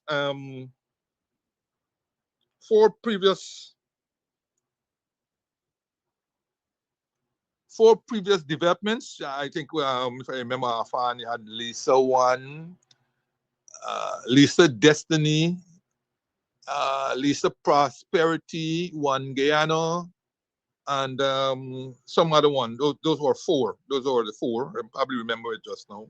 And then, of course, the 5th one would be this Area 2. And when you add 250 to 870, that should be about 1. That was what? 250, 5, 7, 12. That should be 1.12 million barrels per day Guyana will be producing by the end of this year, according to Darren Woods. And if you divide it by the population of Guyana, we will be easily among the highest per capita oil producers in the world. In terms of numbers, we're already the 2nd highest in the entire South America, well ahead of Venezuela, which is now making a comeback. So we got lots of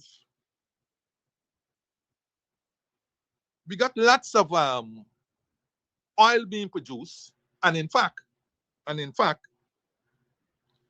after that 6th development, there's 5th development. There's a 6th development called Whiptail, which has already been approved in April 2024. And then there's a 7th development called Hammerhead, which was approved last year.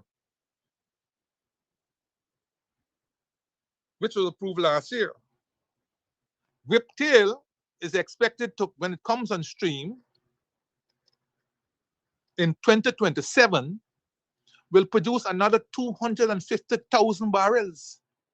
So that will take Guyana by sometime in 2027 to roughly 1.3, 1.4 million barrels per day. And then, of course, Hammerhead, which is expected to produce 150,000 barrels per day by 2029. And so if we add that 150 to 1.4, we're talking about almost 1.6 million barrels per day by sometime in 2029. And then, so there are seven approved projects, which by the end of 2029 should make Guyana produce roughly 1.6 million barrels per day. 1.6 million barrels per day. And if our population meets 1.6 million roughly by 2029, 2030, then every day we will be producing a barrel per person in Guyana. And if we assume it's roughly 80 US as it is roughly average today, then it means that every day per person in Guyana, we will be generating 80 US dollars per day. So we have 7 approved projects that are expected to come on stream by the end of 2029. And even as we speak, even as I speak, there are 2 more in the works. 2 more. There is an 8th development called Longtail. And this has already been submitted to the government for approval. And then there's a 9th project in development called Haimaro. Haimaro. Isn't that a fish? Haimaro? Yes, I think so. Haimaro, which is expected to develop our gas resources. So it's more gas than oil. So Exxon is riding high. Exxon is riding high. But is Guyana riding high? Let us find out. Let us find out. Let us find out. Now, in that same speech, Mr. Darren Woods let us know that Exxon has recovered all of its historic costs of US 55 billion dollars of investments and all of its operating costs 2 years ahead of schedule. 2 years ahead of schedule. All of its investment he has attributed this to high oil prices, higher than expected production, and of course, low operating costs. Everybody's singing the praises of Stabroek Block. Everybody's singing the praises. Everybody's trying to study this model that Exxon has employed, right? And of course, what he also said or didn't say is that the same PSA provided for Exxon to recover as much as 75% of revenues and apportion it to costs.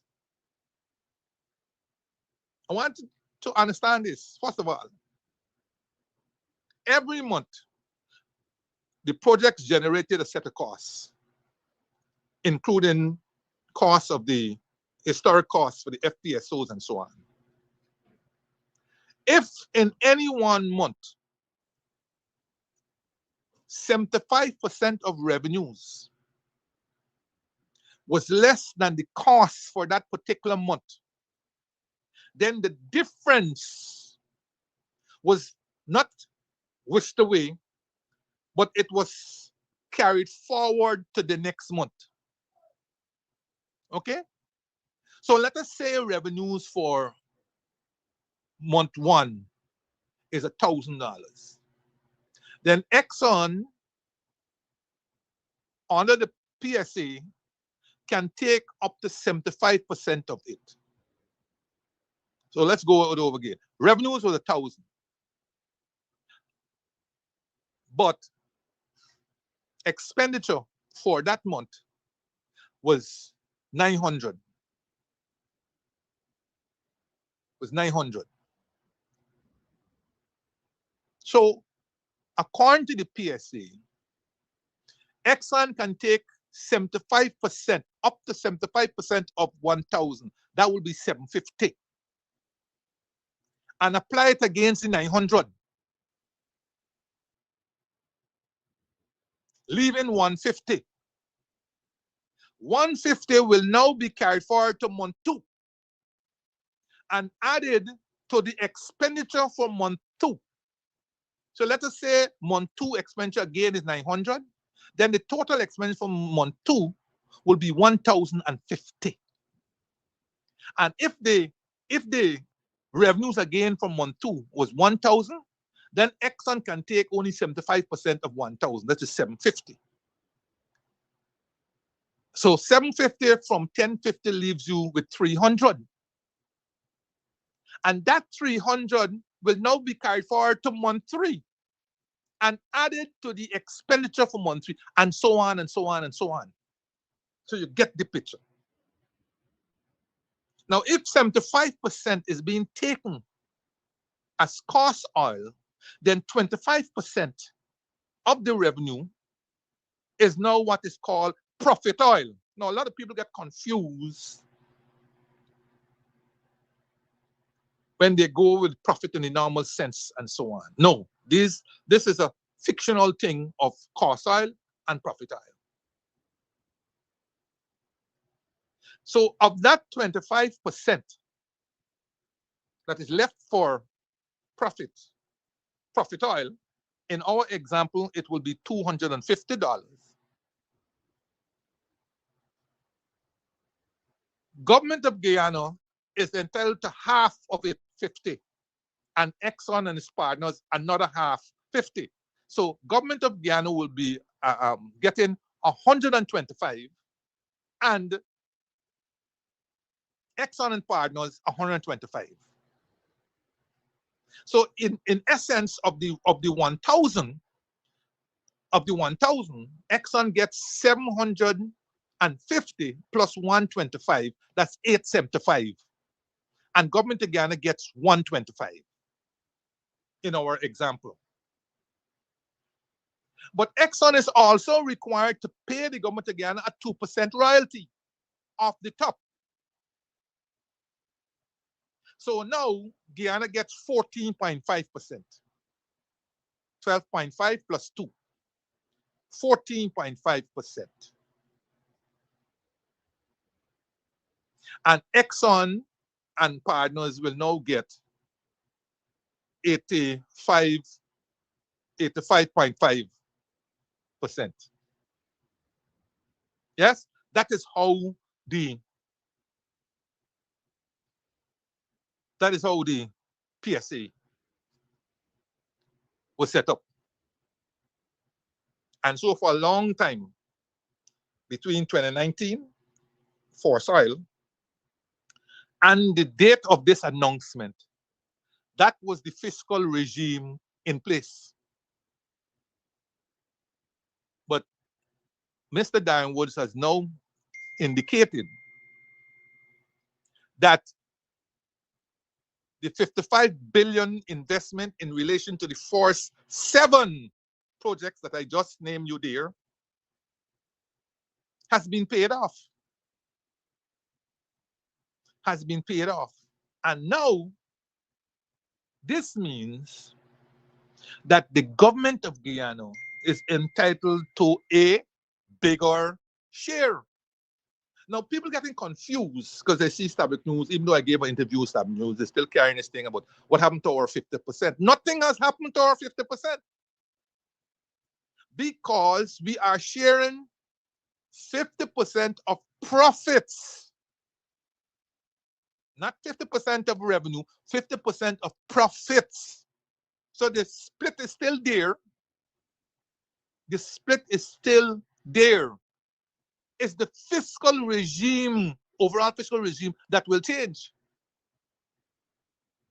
Because now that we have paid off, it means that Exxon will no longer be able to take 75% because that volume of costs, accumulated costs, historical costs, is no longer there. That has gone. The cost bank theoretically is almost zero because those 7 FPSOs, all of them have been paid off. And so now, as we move forward, Exxon will only be able to apportion reasonable operational expenses. Reasonable operational expenses.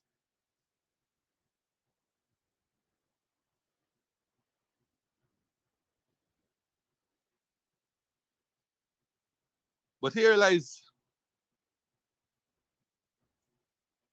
the problem. Here lies the problem.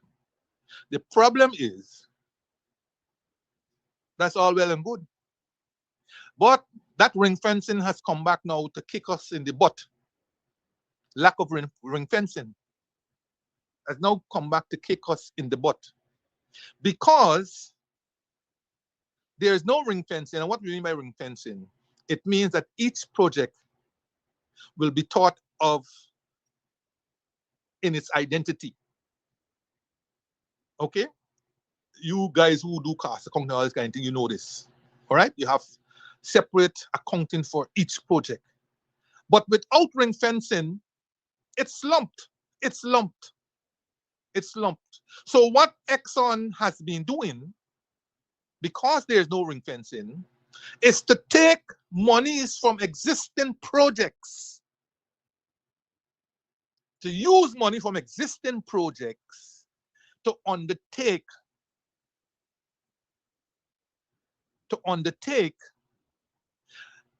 exploration and development activities.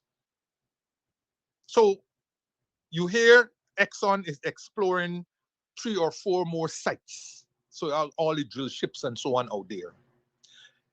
Ordinarily, with ring fencing, Exxon would have been required to use monies of its own and its partners to undertake those exploration activities.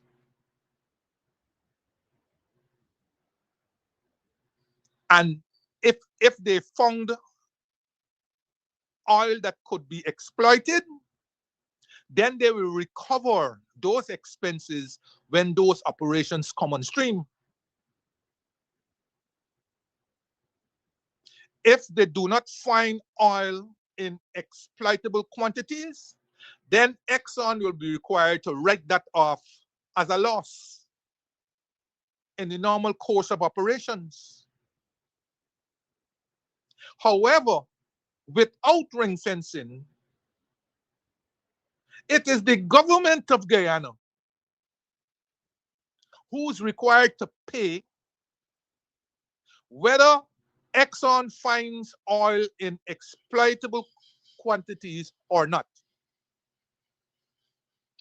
So as I said before, some while back, the risks inherent in doing drilling and all this kind of story to find oil has been removed from Exxon and planted squarely on the government. And in that regard, therefore, because like I said, that's a reality of the PSA, and for the time being, it can't change. Sanctity of contract and all this kind of story. So that reality, though, can make the government make the argument, but look, I'm the one now who's taking all the risks. You're not taking any risks because whether you go there and you find out or not, you taking it out of the You putting it into the cost bank and then taking it out before I could get an increased profit share. Therefore, now I become like an investor in this story. Therefore, I got to get a bigger share on that strict principle.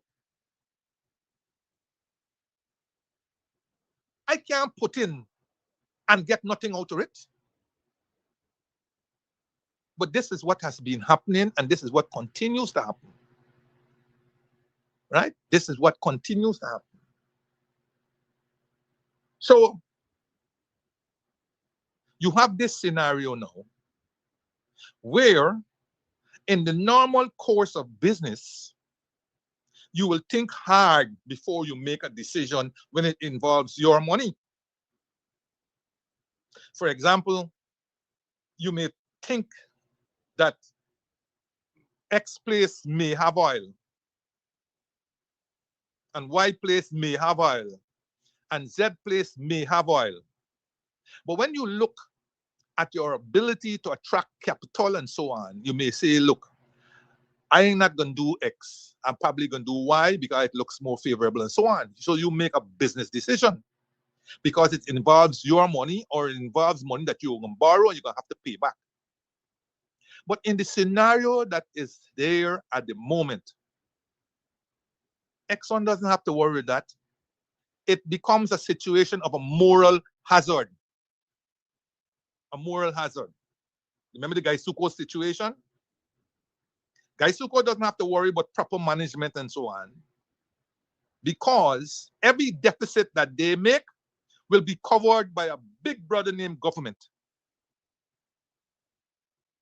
If Masi makes a deficit, then their CEO and so on will get their heads because their shareholders will go after them. Not so Gaisuko.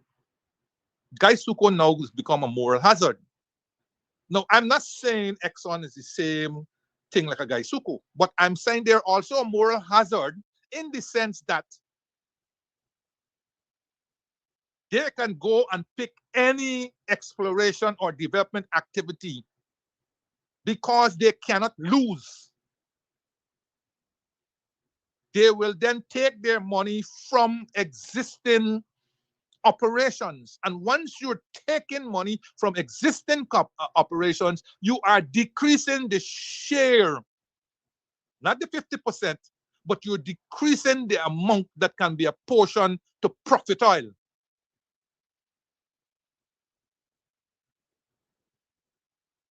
And this is what has been happening.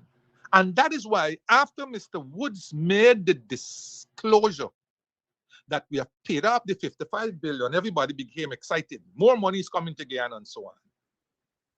And indeed, more money has to come to Guyana. But the government went silent. The government went silent. This is the kind of situation we have in this country. We have become slightly more than feudal serfs. It is believed that we are existing on somebody's plantation at their mercy. So critical stuff, critical information, the first thing the government should have done is to tell us that we have paid off, ring the bells, like Friday afternoon, Friday mornings at 10 o'clock back in the day. All the police stations used to be blowing the horns to tell you it's 10 o'clock. Ships used to blow the horns in harbor to tell you it's 10 o'clock. The government should have been coming out blowing horns to tell us that we have finally paid off the 55 billion and we could expect a bigger share and we could expect so much. Not so. You don't tell serfs that. You don't treat serfs in that manner. They're not entitled to that information. That is what we have been reduced to. If you read my article in Kaito News on Tuesday, I've said as much. Whenever they are forced to give us some bit of information, it's obfuscated. It's garbled. It is varied. And yet, in the real world of communication information, you can get it from the SEC because they dare not, Exxon dare not report anything contrary to the SEC and so on. And you could get it right there. When they were hiding how much barrels we got, Hess came out and tell us how much barrels they found and so on. But they continue to hide information. They continue to treat us like serfs. They don't have to tell us anything.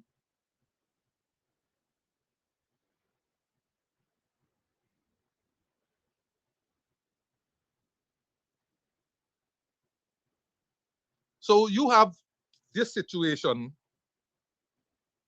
You have this situation that is facing us. How much money is now we can expect to get? Now, without any information to the contrary, in the Tuesday article, I had reported, I had said that now that we don't have to worry about the 55 billion and so on, but bearing in mind that we have no ring fencing, that we're likely, expenditure may likely be about 37% of revenues. And that will therefore leave 63% available as profit oil.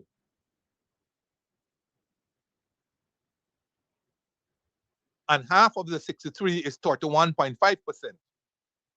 And add back at 2%,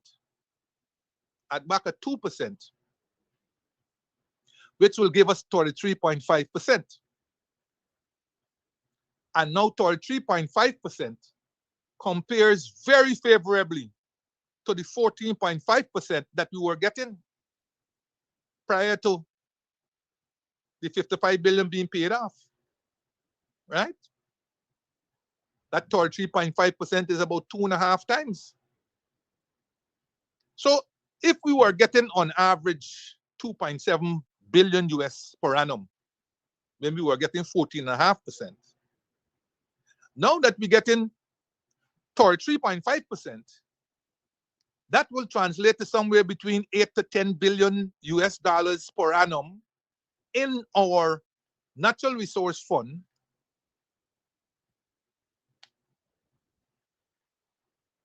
Substantially more monies.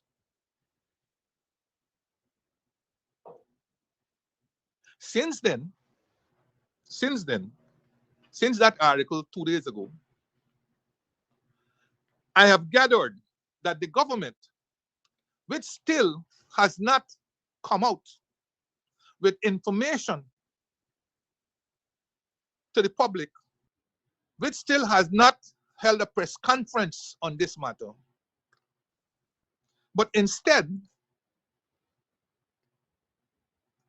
apparently talked to some little media place named inhousemedia.gy. Inhousemedia.gy, which is either associated with or has something to do with a former Kaitour News reporter. And in that article, it is said, and this article is like yesterday, I think it is dated yesterday or the day before. It says Guyana expected to receive approximately 32 million barrels of oil for the third quarter of 2026. 32 million barrels of oil for the first quarter of 2026. The highest it has ever collected in any 3-month period. In any 3-month quarter. 32 million barrels.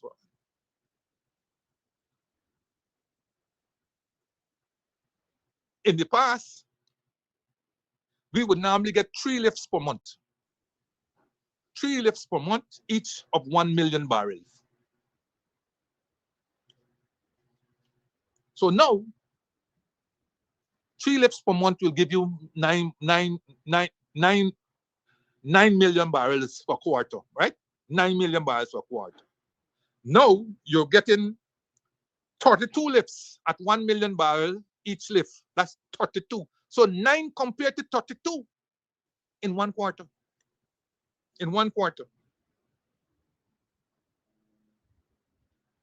And in the article, the reporter said that the Ministry of Natural Resources confirmed to in-house media that in July, Guyana secured 10 lifts, right? So that's compared to 9 compared to the 10, that's good.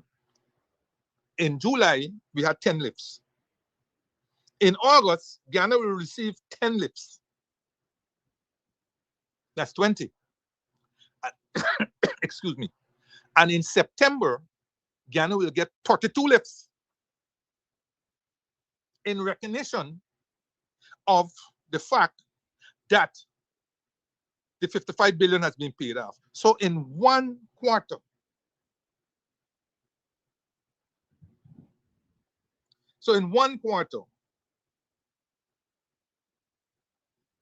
we're ending up with more lifts than we've ever got.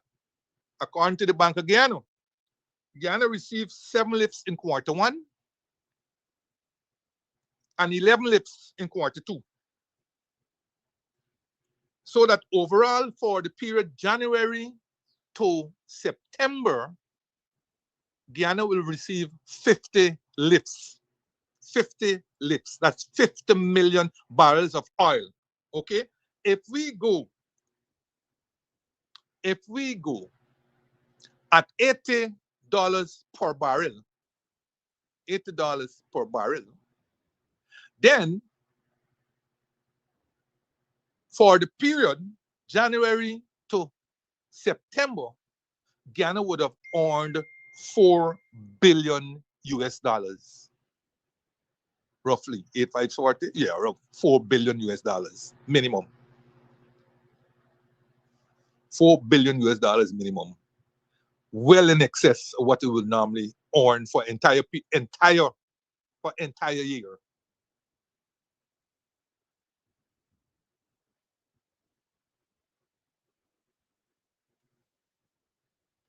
And don't forget, and according to the budget, the 2026 budget, Guyana budgeted to receive 40 lifts. Guyana budgeted to receive 40 lifts. And that would have included projected lifts coming from the 5th FPSO. That FPSO is not on stream as yet, and we have already collected, by the end of September, we would have collected 50 lifts of 1 million barrels each, of 50 million barrels. So we're ahead of the curve. For the whole of 2026, the budget says 40. But by the end of September, we would have done 50. And if we project to the end of December, we most likely will do at a minimum 60, 62, based on previous trends. 60, 62 lifts. That will be 22 lifts more than expected. That should earn us close to about $2 billion US dollars more.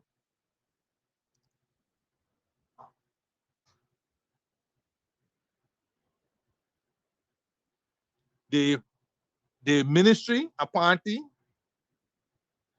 has indicated that with the investment now recovered, that 55 billion now recovered, cost oil that had up to 75% is now going to account for roughly 20.4%. Now that's even considerably less than I had assumed, because I had assumed 37%. They are saying, the ministry is saying, according to this media that is reporting, that it will cost oil will now be 20.4%. And therefore that leaves roughly 79.6% available for distribution as profit. Half of that, 50-50, is the split. So 79.6 divided by 2 should give us 39.8. So 39.8% will be for Guyana, and 39.8% will be for the Exxon and partners. But then I have to take away another 2 from the Exxon and partners, giving Guyana 41.8%, which is roughly 3 times the 14.5% that we were getting a month or so. 3 times.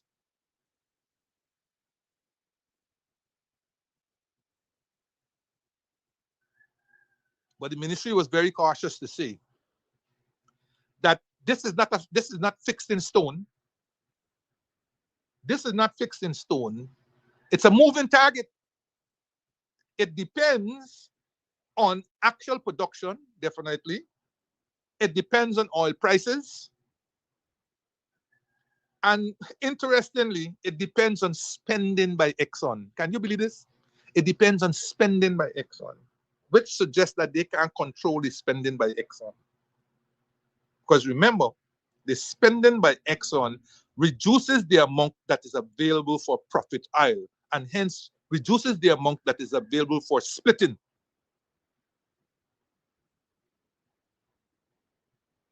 Already, this is shown in the numbers for July and August. In July, the split was 38.5%. In August, the split is 39.8%. But we have that pesky thing called lack of ring fencing.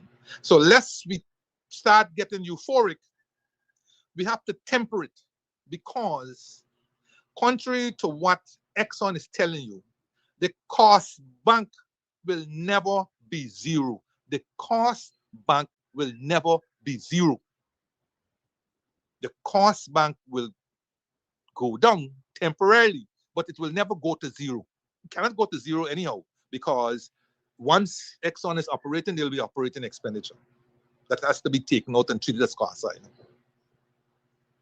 But don't forget, the government has before it 2 projects, the 8th and the 9th. And once those 2 projects are approved, the cost bank gone up, because those projects will be financed from the revenues of the current generating projects.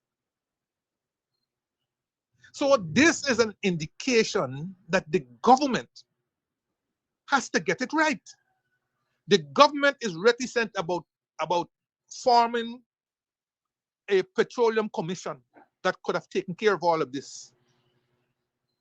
Reticent. They don't want to farm this out to professionals. They're leaving it to politicians. Politicians know best. But unless you can get a firm grasp on Exxon, Exxon will continue to incur expenditure, which will ultimately reduce the profit available for sharing.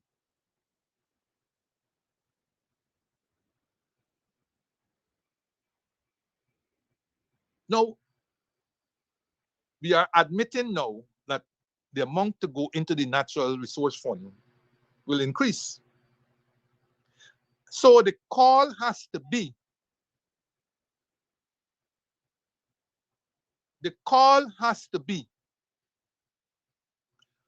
for the prudent management of the natural resource fund. Because under the present formula, approximately 85% of the previous year's earnings is available for spending in the budget for the next year. So with these big numbers, we're talking now between 8 and 10 billion US dollars now going into the natural resource fund, compared to 2.73 billion under the previous regime. And you can see the wastage that is taking place with that money. Can you imagine if this formula remains the same? What will happen now when they have 8 to 10 billion or more US dollars annually going into that account? The cry has to be for a change in that formula. The cry has to be for more savings for future generations. The cry has to be for a scenario like in Norway, where the money accumulates, is invested properly, and the income from that investment is used for current spending. So that no more we will be beggars, no more will we have to depend on bilaterals and so on, but we will have a permanent income coming to Guyana available for us and the future generations. It will call for prudent and efficient management of those resources. And part of that clearly has to be the overthrow of the present formula and the disbanding of the present board of the Natural Resource Fund. Totally useless. Glossy reports that tell you nothing.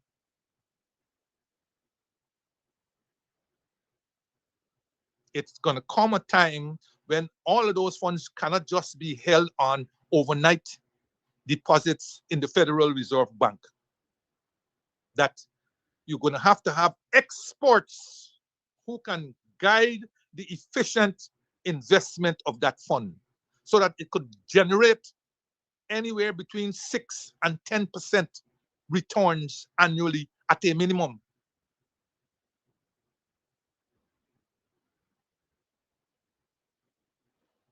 The present board cannot do that. They have not anyhow employed the advisor that is called for in the law.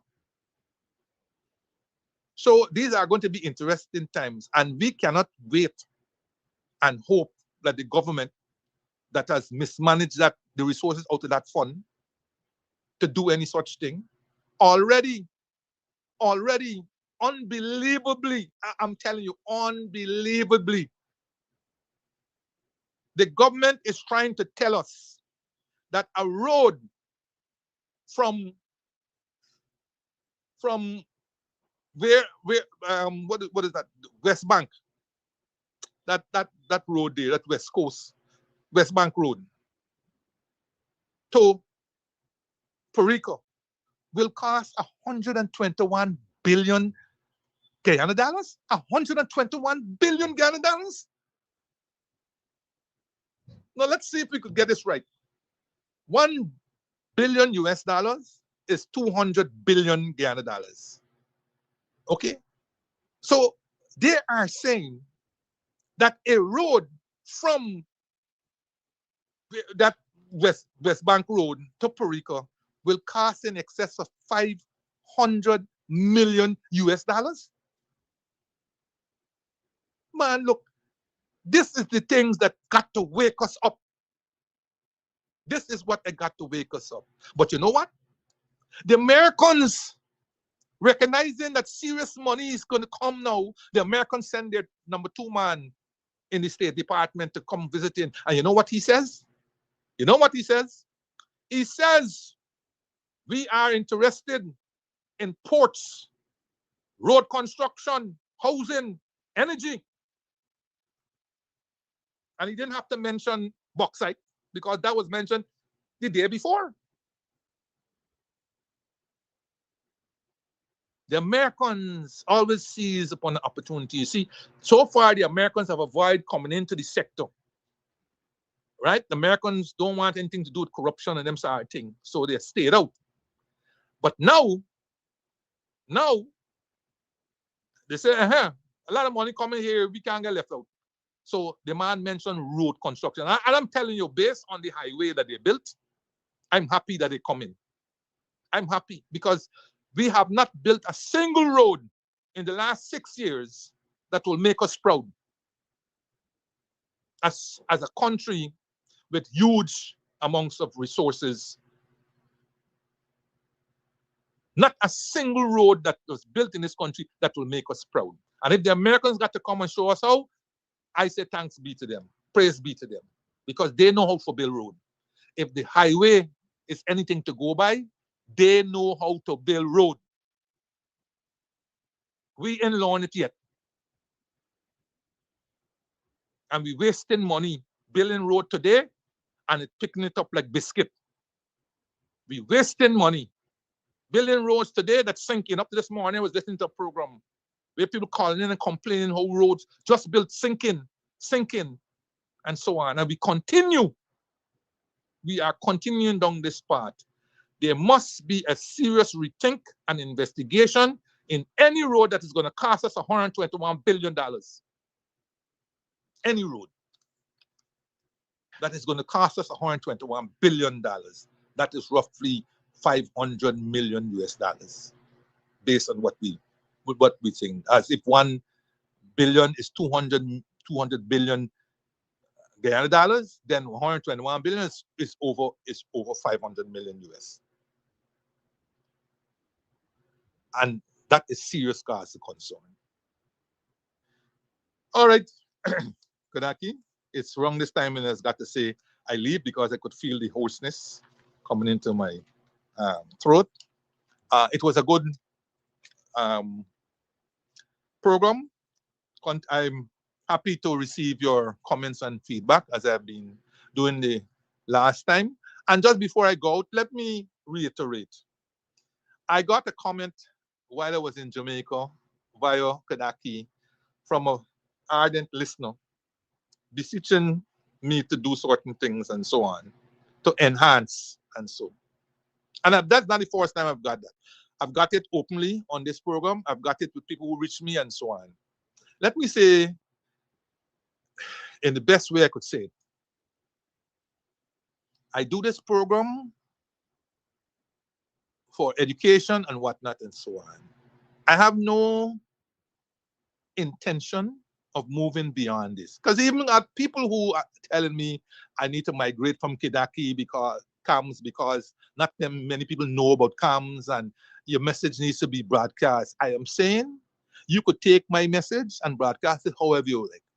I'm saying you could take my message and cut it up how much you want and put it on TikTok and all this kind of thing. I ain't gonna do it. I do this as a national service, but I'm not going beyond this. My life is in a different direction. My number one priority is trying to stay healthy.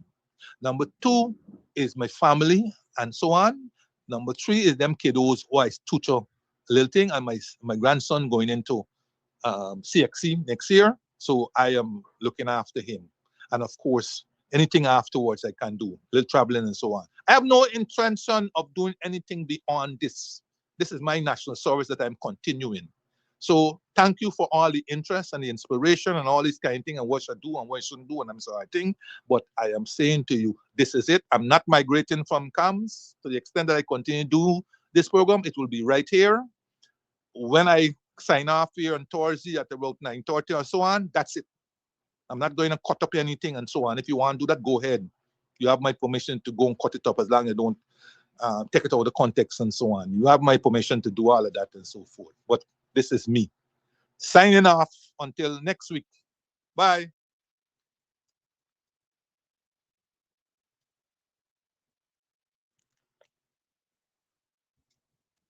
Thank you, Mr. Jordan. As them say, they not like see black man get nothing. Anything black man get, they get a problem with. So they want you to move from here. You're telling you now move, man. You ain't moving, I hear you come, I hear you there. You know, it's something I look at in this society, and I always say, people just only want to see you build. They don't want to build with you. They never want to build with you. They're only interested in what you build. You know what I mean? Yeah, that's what they're interested in. Will you build? And then if they could siphon it off, then that's good for them. Let me remind you that R&M Educational and Development Agency is presenting a course on Pan-Africanism. That course starts next Wednesday. I think, yes, the 22nd. Oh, Saturday, sorry. The course starts on the 22nd. That's Saturday, August 22nd. and it's from 5 in the evening to 7 in the evening. That would be 17 to 19 hours in the evening. You can contact Michelle on 753-6047 for further information. 753-6047 for further information. And this course is going to be lectured by or tutored by Dr. Kimani Nehusi in collaboration based on what I heard yesterday with Dr. David Hines and Dr. Nigel Westmas. Okay, so you're getting three for the price of one. Make full use of it. You can't go wrong. You can't go wrong. You know, life is funny because the very people who are saying, Mr. Jordan, your message needs to go wider, and people don't know CAMS TV. Those people can make CAMS TV known, you know. Those people can help the program to go wider, you know. All they gotta do is share, but a lot of y'all just come and sit down here any morning, come and just listen and sometimes run your mouth. But just to click that share button, you don't want people to know that you're sharing CAMS TV program. You don't want people to know you're associated with CAMS TV because of this, that, the other, and the next. But then you're quiet, kind of, but this program could have reached further, you know. What you expect it to reach further? Go! Y'all have a good morning. Enjoy your day. Talk to you tomorrow. Move! I love you all anyway. Bye-bye. Have a good day. If you're in the area, you're looking for some food, we got some cook up today. But it's not gonna last long. So if you know you want it, know your best. By the time I get off this line, say, Mr. Amsterdam, I want some of the cook up because you know what? The cook up are almost finished. I don't waste